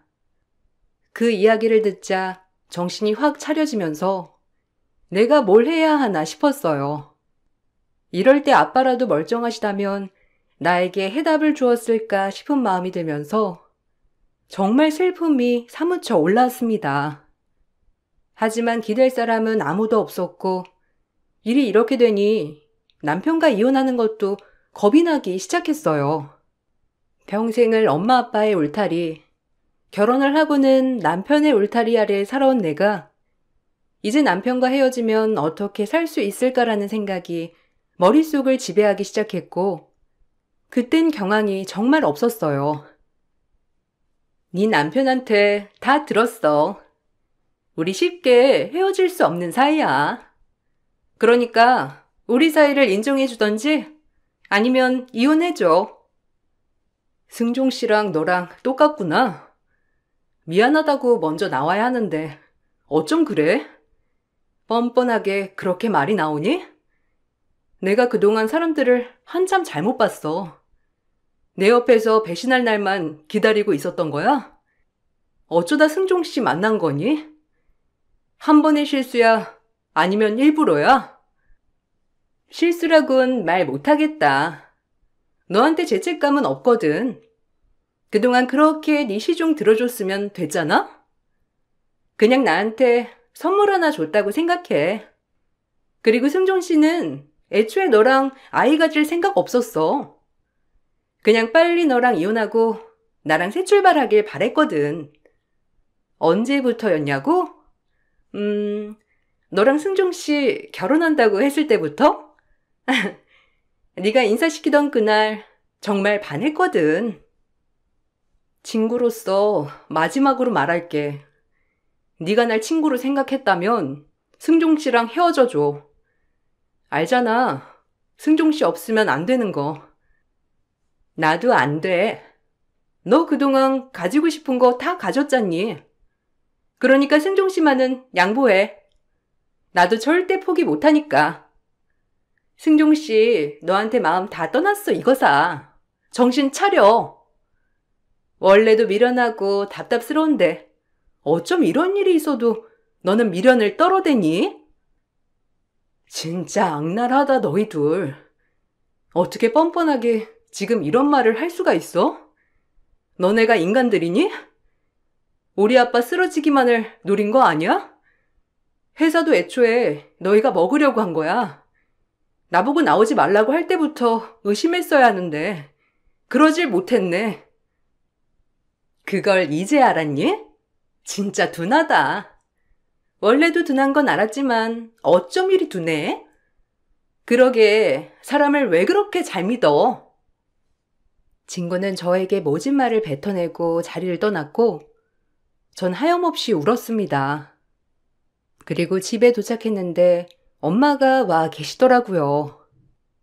이래서 핏줄인가 싶은 것이 하필 내가 가장 힘들 때 엄마가 와 계시는 것을 보고 눈물이 왈칵 쏟아졌고 놀란 엄마에게 그간 있었던 일을 세세히 얘기해 주었어요. 엄마는 싸잡아 주리를 틀 것들이라고 하면서 저 대신 화를 내주었어요. 당장 이혼해. 아휴, 지가 누구 덕에 컸는데 지금 바람을 피워? 그것도 정혜랑? 예, 울지 마라. 이혼하면 그만이야. 근데 엄마, 이 상황에도 승종 씨랑 이혼 못하겠어. 그럼 나 어떡해? 영영 혼자가 되는데 어떻게 살아나가라고. 네가 왜 혼자야?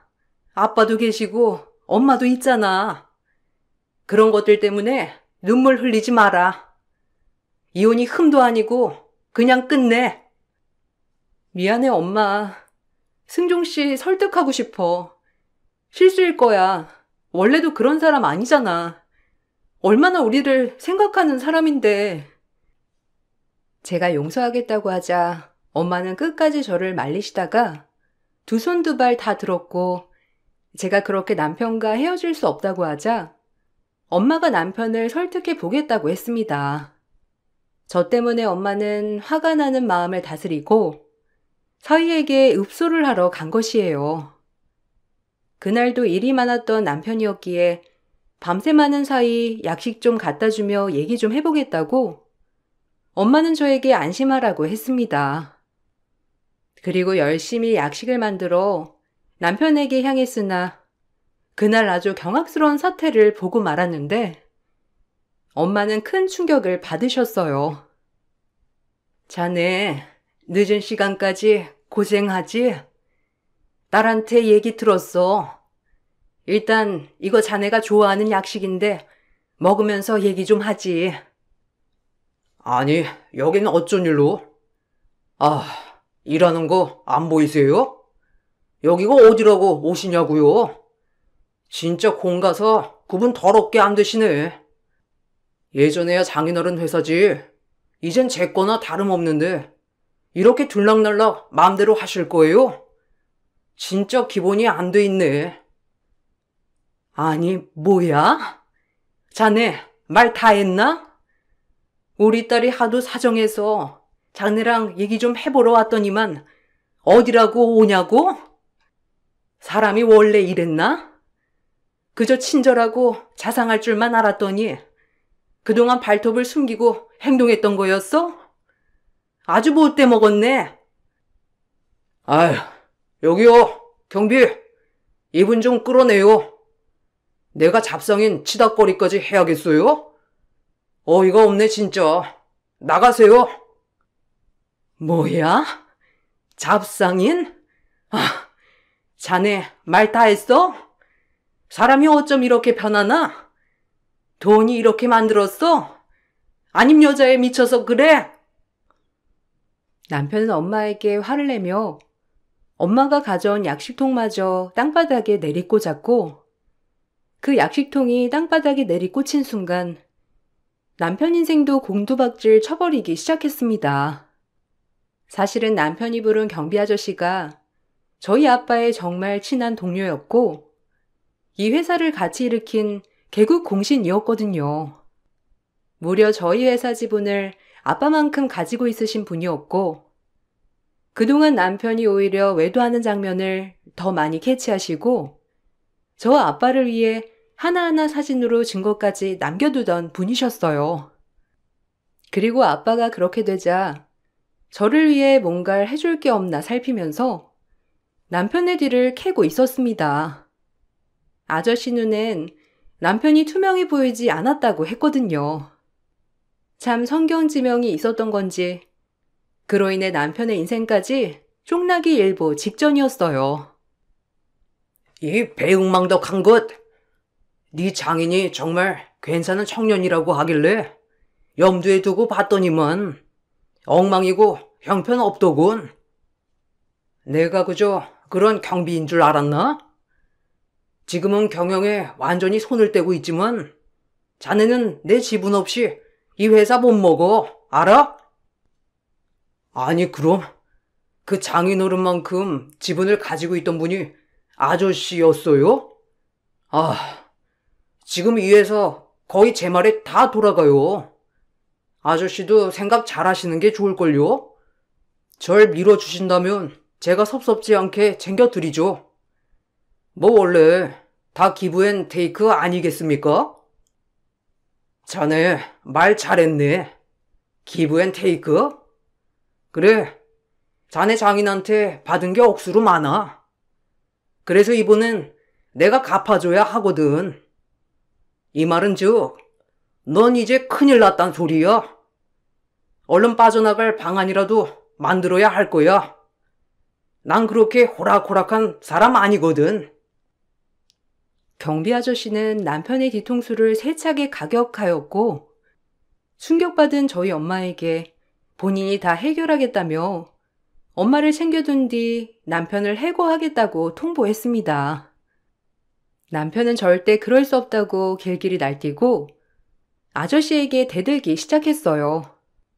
하지만 아저씨에겐 씨알도 안 먹히는 소리였고 정말 대단하게도 남편의 약점을 모두 쥐고 흔들 수 있는 분이었어요. 당신이 뭔데? 그리고 날 자르겠다고? 웃기지 마. 내가 이 회사에 얼마나 헌신했는데. 저 몸도 성치 않은 애랑 결혼까지 해가면서 내가 얼마나 노력했는 줄 알아? 그런데 당신이 나를 잘라? 절대 그럴 수 없지. 거래처 사람들도 그렇고 회사 직원들도 그렇고 절대 찬성하지 않을 거야. 내가 얼마나 내 편을 만들려고 그렇게 애를 썼는데. 그러니까 말 함부로 마. 내가 자네 뒤를 안 밟았을 것 같나? 거래처 직원들이고 회사 직원들이고 내 편에 있는 사람들이 더 많아. 그리고 몇 달 전부터 새로 채용한 총무팀 직원, 자네 사람이라며? 참 많이도 해먹었더라고. 내가 내 회사 순찰 돌면서 장부 한번 확인 안 해봤을 것 같나? 넌 잘리기만 하는 게 아니라 횡령죄로 콩밥이야, 이 사람아. 지금을 즐겨둬. 그 불행이 닥칠 거니까. 남편은 아저씨의 말에 얼굴이 하얗게 질렸으며 곧바로 거래처 사람들을 회유하려고 했으나 이미 아저씨가 손을 써놓은 뒤였어요. 그리고 역시나 남편에겐 횡령의 정황이 포착되었고 뒤이어 경찰 조사가 이루어졌답니다. 남편은 이제야 본인이 뭘 잘못했는지 정확히 알게 된 것 같았고 마음 약한 저에게 용서를 구하려고 했어요. 아마 예전의 저라면 당연히 이번 한 번은 용서해 줬겠지만 저희 엄마에게 들었던 행동을 보고 절대 용서하지 말아야겠다고 생각했어요. 정말 최악이었으니까요. 이번 한 번만 도와주면 안 될까? 다시 너한테 충성을 다할게. 그동안 네 그림자로 사는 것 같아서 좀 그랬었어. 내가 생각이 짧았지. 그러면 안 되는데. 다시 한 번만 생각해준다면 원래의 나로 돌아가서 정말 성실하게 일할게. 그 용서는 처음에 빌었어야지. 그렇다면 용서해 줬을 거야. 근데 당신 인성을 안 그 순간 절대 그렇게 못하겠다. 정이랑 둘이 잘 살아봐. 내가 뭐 어쩔 수 없는 부분이니까. 둘이 그렇게 좋다는데 내가 뭐 어쩌겠어? 처음에 아무것도 없이 나랑 결혼했으니 그냥 아무것도 없이 나가면 되겠네. 그럼 정이가 좋아할지 모르겠지만 지금 보니 참 잘 어울린다. 내가 생각이 짧았어. 한순간에 정의 유혹에 흔들렸지만 내가 사랑하는 건 바로 너라고.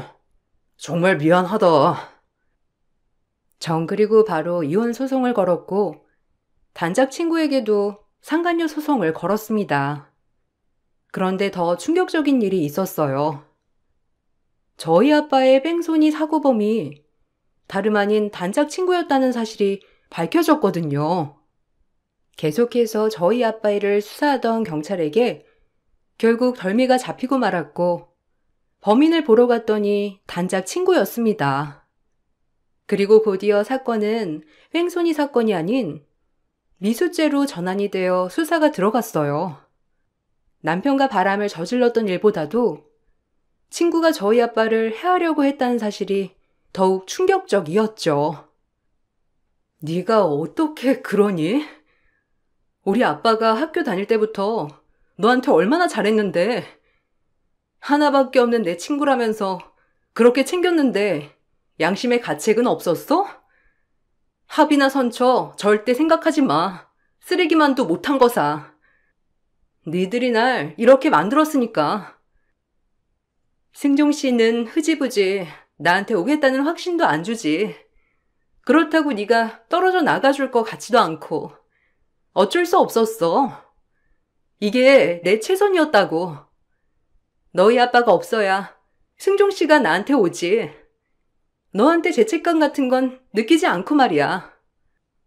남자를 위해서 사람을 해하려고 해? 너 진짜 대단하다. 내가 너 같은 것을 곁에 두고 있었다니. 무섭다 정말. 한 번도 널 친구를 생각한 적 없어. 그저 네 배경이 좋아서 같이 다녔던 것뿐이야. 걸리지 않을 수 있었는데 젠장. 친구는 단 하나의 미안함조차도 없었고 그렇게 구속이 되면서 실형을 살게 되었답니다. 그리고 저에게도 상간녀 손해배상을 해야 했고 친구는 반성의 태도조차 보이지 않아 더욱더 형량이 추가되었어요. 자그마치 실형을 12년이나 살게 되었죠. 그리고 이 모든 사실을 알게 된 남편은 오히려 상간녀를 무서워하면서 저에게 용서를 구했습니다. 남편과 같이 아빠를 해한 것이 아닐까 하는 의심이 들기도 했지만 아빠를 해하려고 한 것은 제 친구의 단독 범행으로 종결이 났습니다. 어렸을 때부터 절 친구로 생각하지 않고 늘 시기와 질투를 쌓아왔던 친구의 지독한 만행이었어요. 정말 사람은 믿을 것이 못 된다는 말이 딱 맞아 떨어지는 인간이었고 친구와 더불어 남편 또한 잘못을 했기에 횡령죄와 더불어 저에게 이혼을 당해야 했어요. 횡령은 이제 막 시작한 단계여서 금액이 크진 않았고 벌금형이 약식 기소되었답니다. 하지만 남편은 모든 걸 잃고야 말았고 저뿐만 아니라 본인이 쌓아올린 커리어들이 한순간에 다 무너졌어요. 본인이 자초한 거지만요. 내가 정혜를 안 만났다면 이런 일도 없었을 거야. 처음엔 정말 순수한 마음이었어. 정혜가 옆에서 꼬드기지만 않았어도 회사에 이런 행동은 안 했을 거야. 그리고 장인어른을 해하려 했더니 정말 미안하다. 근데 난 모르는 일이야.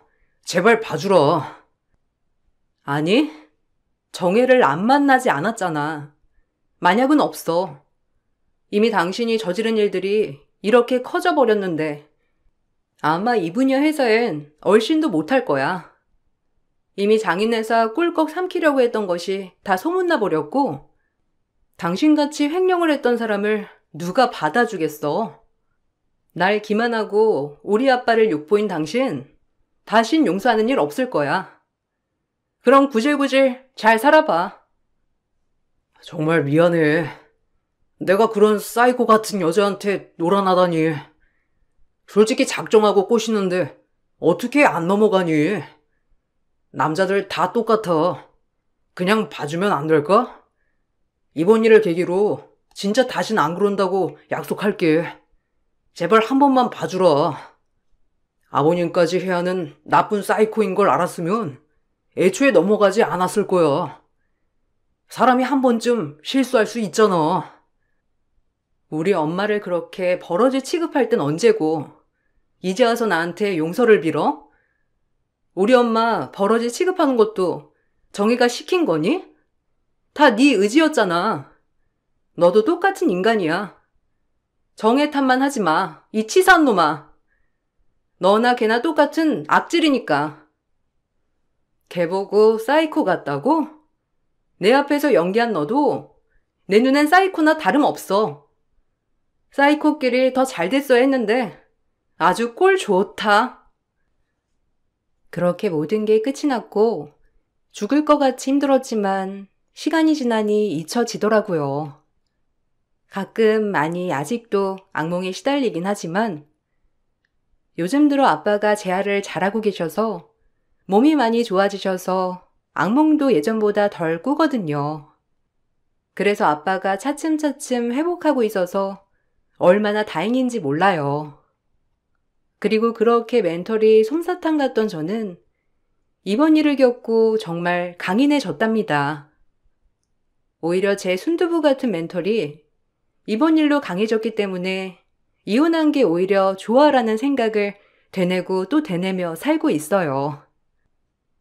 이제야 회사가 제대로 돌아가는 것 같네요.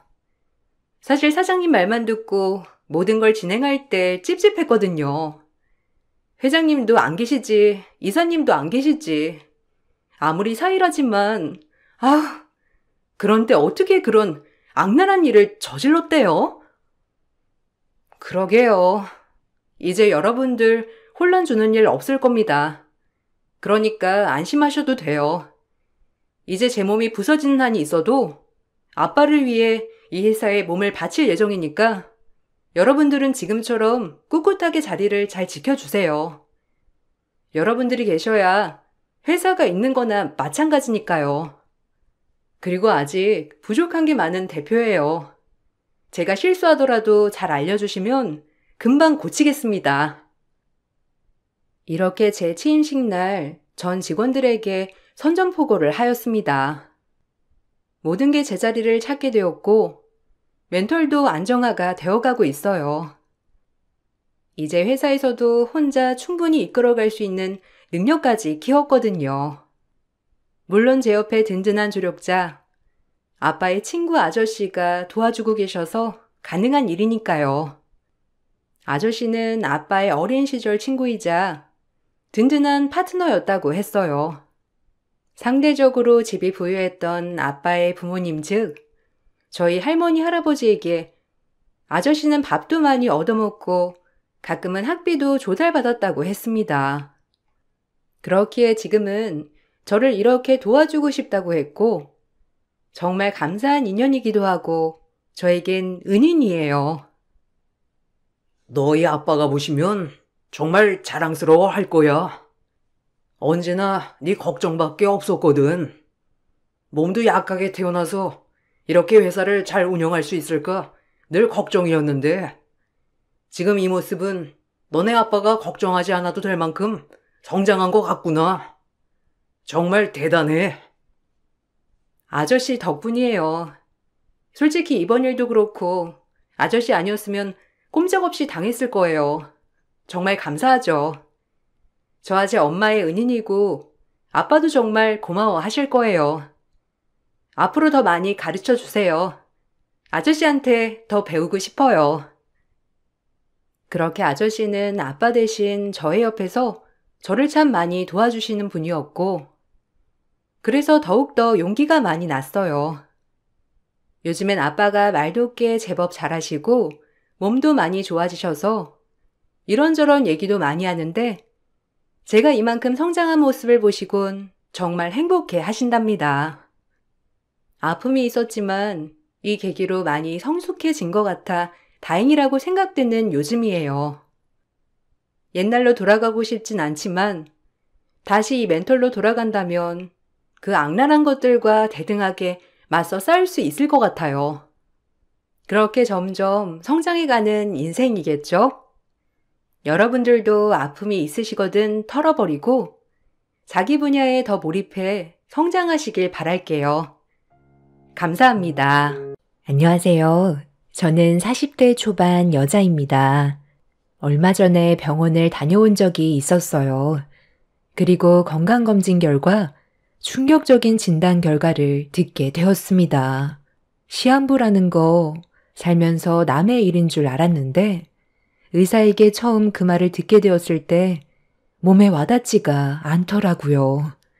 한 달이라는 시간이 주어졌다는 말을 그동안 열심히 살아오면서 쌓아왔던 인생을 한순간에 무너뜨리게 만들었습니다. 그리고 시한부 선고를 받았을 때 저에게 또 다른 엄청난 충격을 가져다 준 사건이 있었고 10년간 남편과 함께 해온 삶이 너무 후회스러웠어요. 엄청난 실망을 안겨준 하나의 행동은 모든 걸 바꿔 놓았습니다. 남편과 저는 고물상에서 일을 하고 있어요. 결혼을 하고 얼마 뒤 남편의 부탁으로 고물상 운영하는 걸 도와주게 되었죠. 사무직 일만 하던 제가 거친 일을 하려다 보니 자주 다치게 되었고 이런 모습이 보고 싶지 않았는지 병원에 다녀올 때면 항상 불만 섞인 표정으로 저를 바라보면서 일하는 날보다 병원에서 치료받는 시간이 더 많다고 상처되는 말을 자주 했었습니다. 남편이 부탁해서 어쩔 수 없이 고물상 일을 도와준 것 뿐이었는데 미안해하기는커녕 오히려 안 좋은 말만 듣게 되니 더는 하고 싶지 않더라고요. 그래서 원래 하던 일을 하는 게 좋겠다며 더는 고물상 일을 못할 것 같다고 설명하니 그제서야 저를 걱정하는 척 몇 마디 건네면서 한창 바쁜 시기에 일을 하지 않는 건 자기를 힘들게 하는 거라고 한가해지면 그때 다른 일을 알아봤으면 좋겠다고 부탁을 했어요. 마음 같아선 바로 때려치우고 싶었지만 저도 한동안 남편 옆에서 일 좀 했다고 대충 돌아가는 상황을 알고 있었기 때문에 일을 쉽게 그만두지도 못했었어요. 그래서 또다시 묵묵히 고물상 일을 하게 됐는데 그렇게 남편과 함께 일해온 시간이 어느덧 10년이나 흘러버렸었죠. 그런데 어느 날부터인가 몸이 좀 이상하더라고요.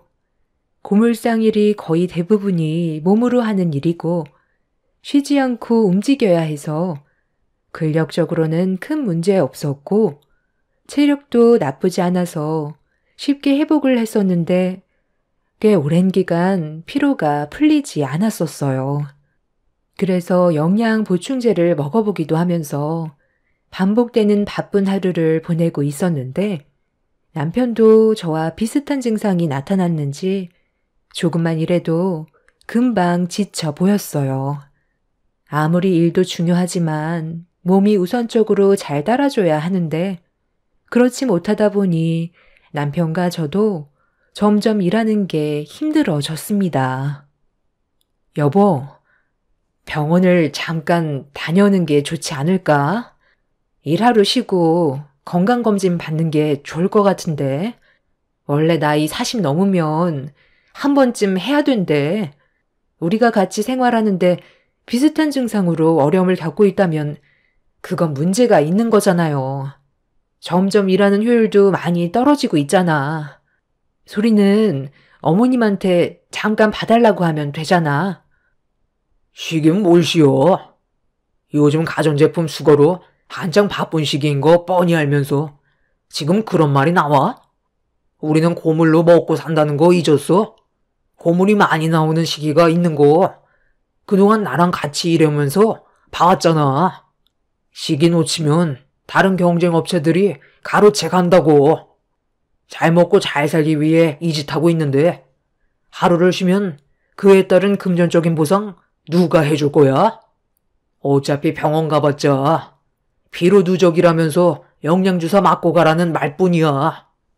의사들 배만 불려주는 꼴이 되는 거라고. 당신이랑 내가 몸속에 어떤 변화가 생겼을지 그건 아무도 모르는 거잖아. 이번만큼은 내 말 좀 따라주면 안 돼? 하루 쉰다고 삶이 달라지지는 않는다고.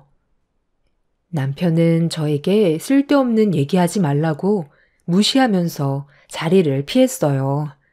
항상 제 의견은 조금도 들어주려 하지 않는 남편의 행동에 기분이 상했던 저는 며칠간 남편과 대화조차 섞지 않았습니다. 불편한 생활이 반복이 되자 그제서야 남편은 건강검진 받으러 가자며 어쩔 수 없이 억지로 들어주는 것처럼 행동했어요.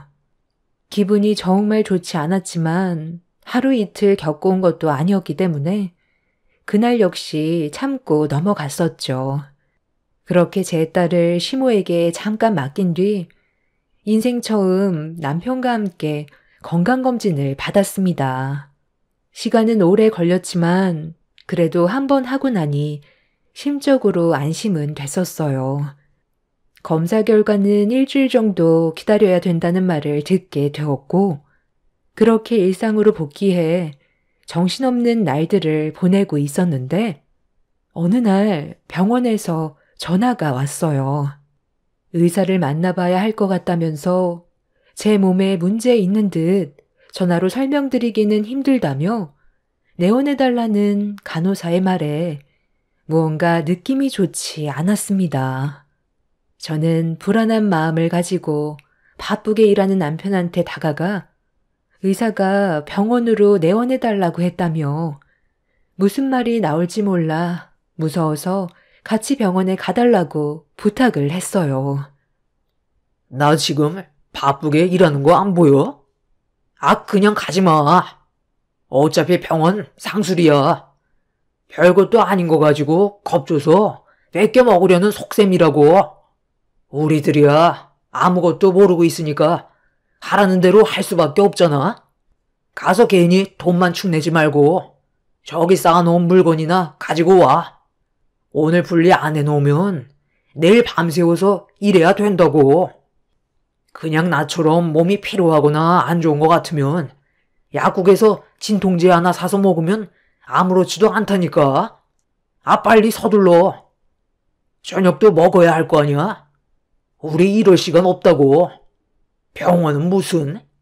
하여간 의사놈들 어떻게 해서든 서민들 돈 빨아먹을 생각만 한다니까. 계속 서 있을 거야? 당신은 내가 조금도 걱정이 안 되는 거야? 병원에서 돈 몇 푼 벌자고 일부러 전화를 했겠냐고. 내 몸에 문제가 생긴 게 확실하니까 오라고 하는 거잖아. 그럼 무슨 이유 때문인지 일단 말을 해줘야 할 거 아니야. 아무 말도 하지 않고 있다는 것 자체가 벌써 수상한데 뭘 믿고 가겠다는 거야? 이래서 내가 병원을 안 가려고 하는 거야. 자기들이 뭐 좀 되는 것 마냥 행동하는 거 정말 꼴보기 싫다고. 의사면 다냐? 바쁜 사람 오라가라 해도 되는 거냐고? 남편은 제 몸에 문제가 생겼다는데도 일이 더 우선이었어요. 저는 그런 남편의 모습에 너무 큰 실망을 하게 되었고, 들고 있던 고물을 바닥으로 던진 뒤 혼자 가겠다면서 사무실에 들어가 가방을 챙겨 밖으로 나갔어요. 10년 동안 상처받는 일도 많았지만 그래도 남편이라고 의지하면서 지냈었는데 일이 더 중요하다고 생각하는 남편의 행동에 결국 눈물이 터져 나와 버렸어요. 그렇게 건물 밖으로 뛰쳐나오자 그제서야 남편은 투덜거리며 저를 붙잡아 차에 태웠고 병원에 가는 동안 계속 궁시렁거리면서 겨우 병원에 도착을 했어요. 상담을 받기 위해 차례를 기다리는 동안 심적으로 점점 불안해지던 저는 숨이 가빠왔고 제발 큰일이 아니길 간절히 바라며 제 이름을 호명할 때까지 기다린 지 30분 정도가 지났을 때 제 차례가 오게 되었고 투덜거리는 남편과 함께 진료실로 들어갔습니다. 의사는 테이블에 올려져 있던 서류들을 정신없이 정리하면서 간호사가 건네준 파일을 받아 살펴본 뒤 심각한 얼굴로 저를 바라봤어요. 그리고 충격적인 한마디에 하늘이 무너져 내렸고 의사의 말을 의심할 수밖에 없었습니다. 당장 치료를 받지 않는다면 길어야 한 달이고 치료를 받는다 해도 버틸 수 있는 건 최대 3개월이라는 시한부 선고를 받게 되었던 거죠. 침묵의 암이라고 간세포 암이라는 질환을 앓고 있었는데 간 같은 경우 말기가 될 때까지 모르는 경우가 많아서 확인했을 땐 이미 늦은 경우가 많다고 그동안 몸에 이상한 점을 느낀 적이 없냐는 말을 했을 때 잠을 푹 자도 피로하거나 몸이 좀 안 좋았을 땐 남편이 건네준 진통제로 지내왔었다는 말을 했었습니다. 평소와 다른 몸 상태가 느껴졌을 때 바로 병원에 왔었다면 그래도 늦지 않았을 텐데 너무 오랜 시간 방치하고 그동안 진통제에 의지하다 보니 몸의 변화를 알아차리는 건 어려웠을 거라고 병원에서 치료를 받는 것보단 주변 정리를 권하고 있었습니다. 정밀 검사를 해봐야 알겠지만 몸 여기저기 전이가 됐을 가능성이 있어서 간 이식을 받는다 해도 생존할 수 있는 확신은 없는 상태였어요. 그렇게 한참 동안 의사와 대화를 주고받았고 엄청난 충격을 받은 상태로 진료실을 나왔는데 제 삶이 한순간에 끝난다는 게 도저히 믿어지지가 않았어요. 그리고 한창 엄마의 보살핌이 필요한 제 딸의 곁에 있어줄 수 없다는 생각을 하게 되면서 슬픔이 밀려와 그 자리에서 오열을 할 수밖에 없었습니다. 그런데 옆에 서 있던 남편이 한마디 했어요. 에휴, 병원에서 항암 치료 받아봤자 길어야 3달이란다. 1달이나 3달이나 거기서 거기인데 괜히 비싼 돈 들일 필요 없잖아. 일단 양가 부모님께 먼저 알리고 주변 정리부터 하는 게 좋겠다. 왜 나를 그런 식으로 쳐다봐? 내가 이런 말 하는 거 서운하게 생각하지 마. 당신 떠나면 해야 될 일이 얼마나 많은 줄 알아? 장례도 치러야 하고 일도 며칠 동안 쉬어야 돼서 금전적으로 손해가 막대하다고. 떠나는 사람은 모르지만 남아있는 사람은 뒤처리하는데 얼마나 많은 시간을 허비해야 되는지 알아? 40 초반밖에 안 됐으면서 간세 포함 말기가 말이 돼? 어떻게 된 게 하루도 편할 날이 없냐? 아, 그리고 미리 말해두겠는데 내 간은 당신한테 절대 떼어줄 수 없다. 무슨 말인지 알지? 이미 시한부 판정 받았는데 굳이 내가 당신한테 간을 줄 필요도 없잖아. 어차피 줄 생각도 없었지만 괜히 나한테 기대하지 말라는 거야. 어차피 세상 떠나게 되는 거 지푸라기라도 붙잡을 생각하지 말고 하루라도 빨리 주변 정리해. 마지막까지 일은 해야 될 거 아니야? 내가 당신이랑 10년을 함께 했는데 고작 한다는 말이 그것뿐이야? 어떻게 하루빨리 세상 떠나길 바라고 있어? 조금도 슬퍼하지 않는 너를 보니까 내 삶이 정말 후회가 된다. 이런 사람을 여태까지 믿고 살아온 내가 정신 나갔던 거지. 너한테 간받을 생각 조금도 없으니까 걱정하지 마. 시한부 판정받은 나한테 마지막까지 일을 하라고? 이제 세상 떠난다니까 필요 없다 이거지? 내가 곱게 세상 떠나줄 것 같아? 내가 10년간 일한 보상 그대로 다 받아낼 거야. 아, 맞다. 내가 깜빡하고 있었네. 혹시 몰라 이거 챙겨왔었거든. 병원에서 대부분 오라고 하면 거의 안 좋은 결과 때문에 부르는 거잖아. 그래서 그 말을 듣게 된다면 당신한테 이걸 주려고 했었는데 하도 난리를 치는 바람에 잊고 있었지 뭐야. 자, 이거 받아. 내가 굳이 너 세상 떠나는 것까지 뒤처리 해줄 필요는 없잖아. 지금 한창 바쁜 시기인데 언제 세상 떠나는 걸 목 빠지게 기다리고 있어. 한 달이나 못 기다리지. 차라리 이혼하고 신변 정리는 장인 장모한테 처리해 달라고 해. 남편은 가방에서 꺼낸 이혼 서류를 제 얼굴에 내려치면서 자기 인생 정말 말아먹었다고 제 딸도 저희 부모님께 넘겨줄 거라면서 저와 온전히 끝낼 생각을 가지고 있었어요. 제가 병원에 가야 한다고 했을 때 따라 나왔던 남편이 이혼 서류를 가지고 나왔다는 건 정말 충격이었죠. 이혼 서류를 항상 가지고 있었다는 건 이미 저와 헤어질 생각이 있었다는 거였는데 시한부 판정을 받게 되자 이 기회를 놓치지 않고 바로 꺼내들은 이혼 서류 한 장에 저 또한 더는 남편 얼굴을 보고 싶지 않았습니다. 그렇게 이혼 서류를 주워들어 힘겹게 몸을 일으킨 뒤 남편의 뺨에 손을 사정없이 올려친 뒤 몸을 돌려 병원에서 나가려 하는데 갑자기 상담실에서 뛰쳐나온 의사가 저에게 뛰어왔어요. 당황한 얼굴로 저와 남편을 번갈아 바라보더니 충격 발언을 하게 되었고 순식간에 상황은 180도 바뀌게 되었습니다. 정신없이 환자 상담을 하다가 저와 남편의 정밀검진 차트가 바뀐 걸 모르고 있었다면서 의사가 저에게 했던 말들은 전부 남편한테 해당되는 거라는 말을 꺼내게 되었습니다.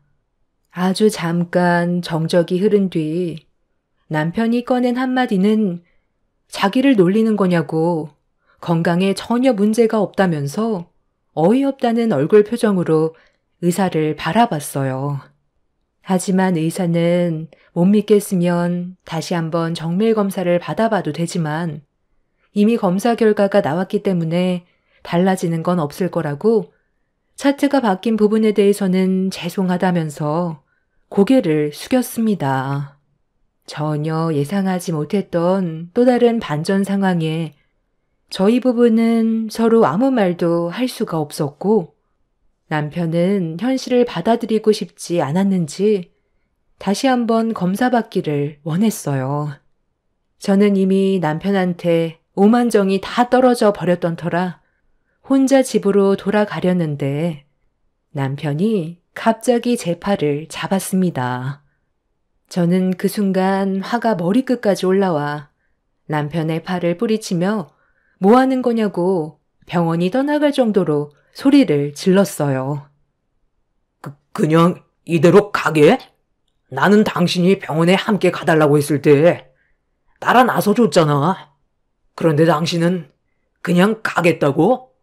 일단 검사 한 번 더 받아보면 알 거 아니야. 그러니까 그 검사 혼자 받으면 되는 거잖아. 나는 지금 너랑 한 공간에 있는 것조차 소름 돋고 싫거든? 의사가 나는 정상이라고 했으니까 집으로 돌아가야지. 좀 전까지 나한테 했던 말 기억 안 나? 내가 다시 그 말 똑같이 해줄까? 오늘 일로 서로 볼장 다 봤는데 뭐하러 같이 붙어 있어? 알아서 검사 받고 네가 그렇게 좋아하는 고물이나 주우면서 남은 인생 마감하면 되겠네. 아까는 너랑 이혼하고 싶었거든? 그런데 지금은 생각이 정말 바뀐 거 알아? 지금 이혼하면 내가 그동안 고생한 거에 대한 보상을 받을 수 없잖아. 어차피 길어야 한 달인데 그거 못 참겠어? 지긋지긋한 인생 10년을 참아왔는데 그 정도야 누워서 떡 먹기지. 당신이 그간 힘들게 일해 벌어모은 재산 잘 쓰도록 할게. 아, 그리고 하나 말해둘 게 있는데 내간 당신한테 이식해줄 수 없다는 거 알지? 내 몸이 건강해야 우리 소리 옆에서 보살펴 줄 수 있을 거 아니야. 어차피 너한테 이식을 해줘봤자 이미 몸 구석구석 암세포로 전이가 되어 있을 텐데 그런 쓸데없는 짓으로 생명 연장해봤자 꼴랑 3개월이면 그냥 깔끔하게 세상 떠나는 게 좋지 않겠어? 그런데 굳이 검사할 필요 있을까? 검사 결과가 달라지는 것도 아닐 텐데 그 시간도 너는 아깝게 생각하잖아. 그냥 가서 고물이나 더 주워서 세상 떠나기 전에 한 푼이라도 더 보태주는 게 좋을 것 같다. 너한테 내려진 벌 그냥 달게 받아. 남편은 그제서야 현실을 직시했는지 그 자리에 털썩 주저앉아 멍하니 바닥만 바라보고 있었어요. 남편은 어느 날부터인가 진통제를 입에 달고 살았었는데 그게 몸 안에 문제가 있었던 거였죠. 본인이 시한부라는 사실을 믿기 어려웠는지 정밀 검사를 다시 한번 진행했지만 그 결과는 변함이 없었고 남편이 앞으로 살 날이 얼마 남지 않았다는 걸 알게 되자 시부모님은 저희 집으로 급하게 달려왔어요. 충격을 받은 남편은 방에서 나오지 않고 있었습니다. 아니, 갑자기 이게 무슨 말이니? 우리 아들이 간세포 암이라니? 얼마 전까지만 해도 건강했었잖아. 한창 일이 바빠서 많이 피로해 보이긴 했지만 그게 일 때문이라고 생각했지 몸에 문제가 있을 거라곤 전혀 몰랐는데 정말 의사가 말한 대로 앞으로 남은 시간이 얼마 없다는 거 확실한 거야? 어떻게 하면 살 수 있다는데 지금 당장 항암 치료 받으면 되는 거잖아. 기적이 있을 수도 있는 건데 이렇게 포기하는 건 좋은 방법이 아닌 것 같다. 할 수 있는 방법은 다 동원해야지. 병원에서도 이미 주변 정리하라고 했어요. 항암 치료 받아봤자 길어야 3달이라고 했는데 그건 의미가 없는 일이잖아요. 본인도 그걸 원하지는 않는 것 같던데요. 그럼 간 이식을 해주면 되는 거잖아. 간세포 암이라며. 그럼 간만 떼어내면 되는 건데 시한부 판정 선고는 너무한 거 아니니? 이식 받을 수 있는지 물어는 봤어? 지금 시점에 간 이식을 해봤자 의미가 없대요. 간 이식을 해도 얼마 못 가 재발할 확률이 80%나 된다던데요. 이미 혈액을 타고 떠돌아다니는 암세포가 다시 간으로 들어갈 테고 이미 여러 곳에 암전이의 증상도 보이기 때문에 수술을 한다 해도 달라지는 건 없다고 했어요. 진통제를 달고 사는 게 아닌 병원을 갔어야 했는데 저 사람은 병원에 대한 불신이 너무 커서 약국에서 진통제만 주야장천 사서 먹었다니까요. 기적이라는 것도 어느 정도 희망이 있어야 바라볼 수 있는 거죠. 그래서 지금 너는 내 아들이 세상 떠나길 바라는 거야? 어쩜 조금도 슬퍼하질 않니? 10년 넘게 온갖 고생 다 하면서 살았는데 정도 없는 거냐?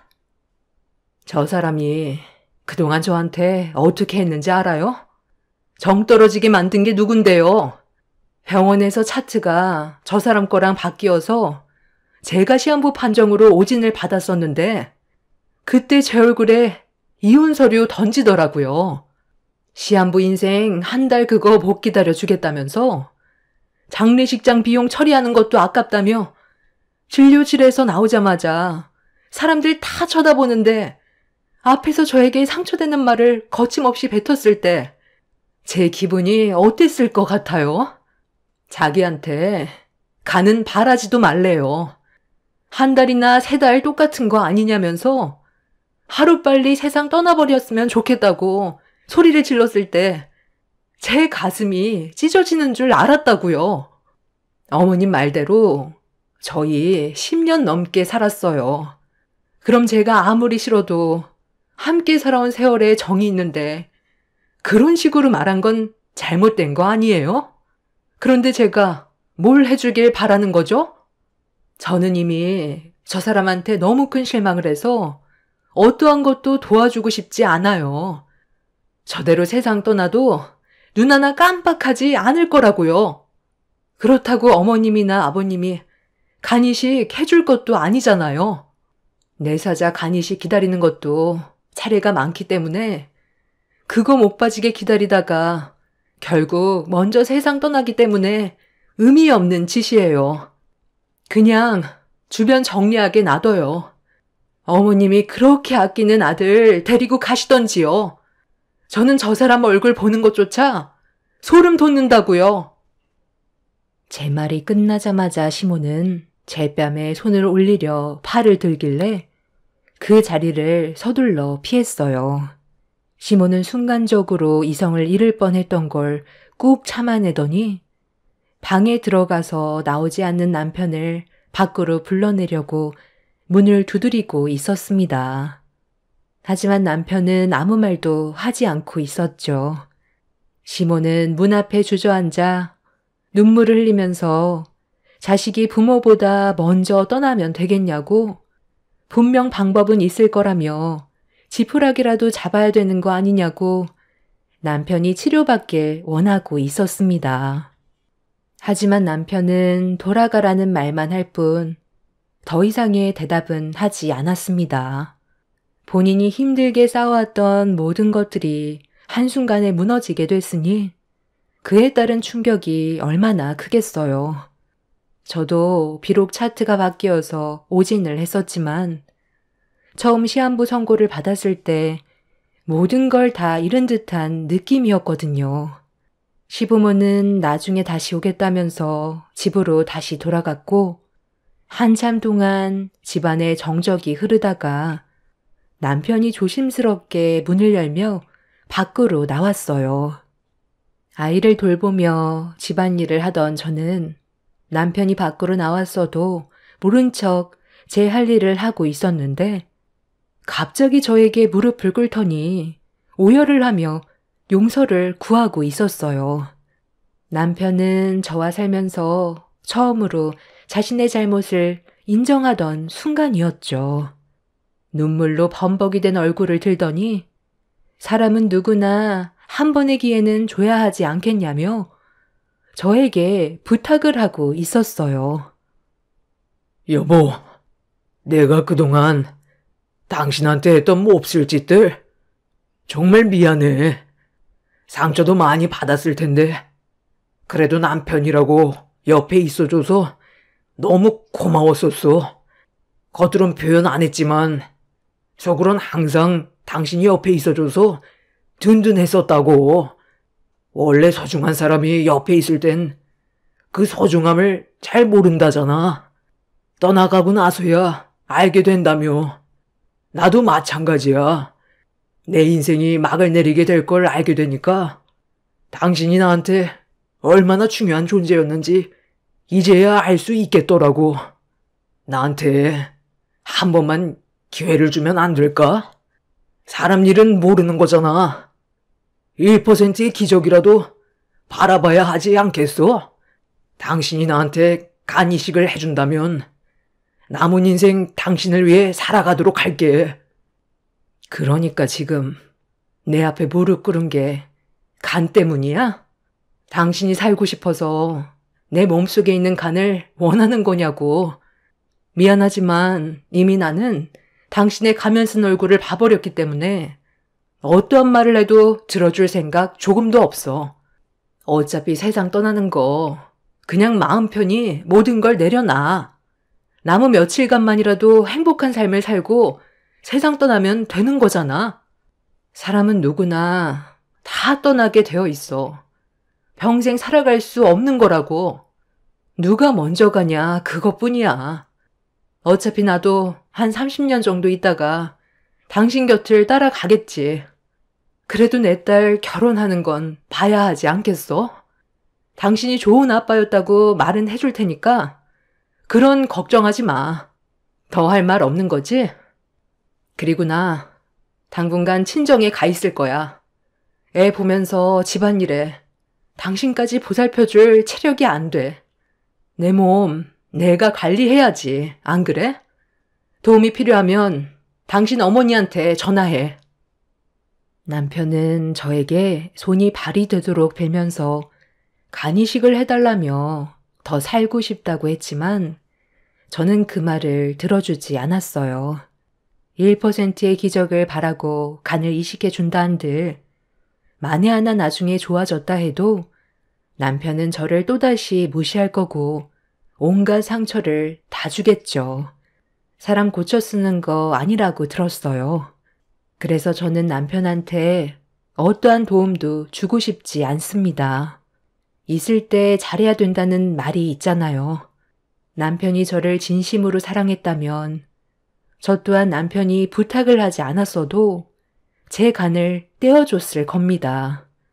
하지만 병원에서 저희 부부의 차트가 바뀌었을 때 저를 바라보던 시선과 이혼 서류를 챙겨왔을 때의 행동들을 절대 잊을 수가 없어요. 남편은 저를 인생의 동반자로 보는 게 아닌 고물상에서 무급으로 일해줄 사람을 원했던 것 뿐이었습니다. 지금 현재 남편은 건강이 급격하게 안 좋아져서 병원에 입원 중이라는 말을 들었어요. 시모는 서로 안 좋은 관계였어도 부부 사이였는데 마지막 가는 길은 봐야 하지 않겠냐며 전화를 했네요. 그 사람한테 받은 상처가 너무 크다 보니 쉽게 발이 떨어지지 않습니다. 그래도 마지막 모습은 보는 게 좋겠죠. 사람 일 한 치 앞도 모른다더니 이런 일이 저에게 닥치게 될지 정말 상상조차 하지 못했습니다. 이번 일을 경험으로 많은 걸 느끼게 되었고 한 번뿐인 인생 제 딸과 건강하고 행복하게 살아가고 싶어요. 여러분들께서도 후회 없는 인생을 보내시길 바랍니다. 시간은 2번 다시 돌아오지 않잖아요. 여러분들의 인생도 언제나 평안하셨으면 좋겠습니다. 감사합니다.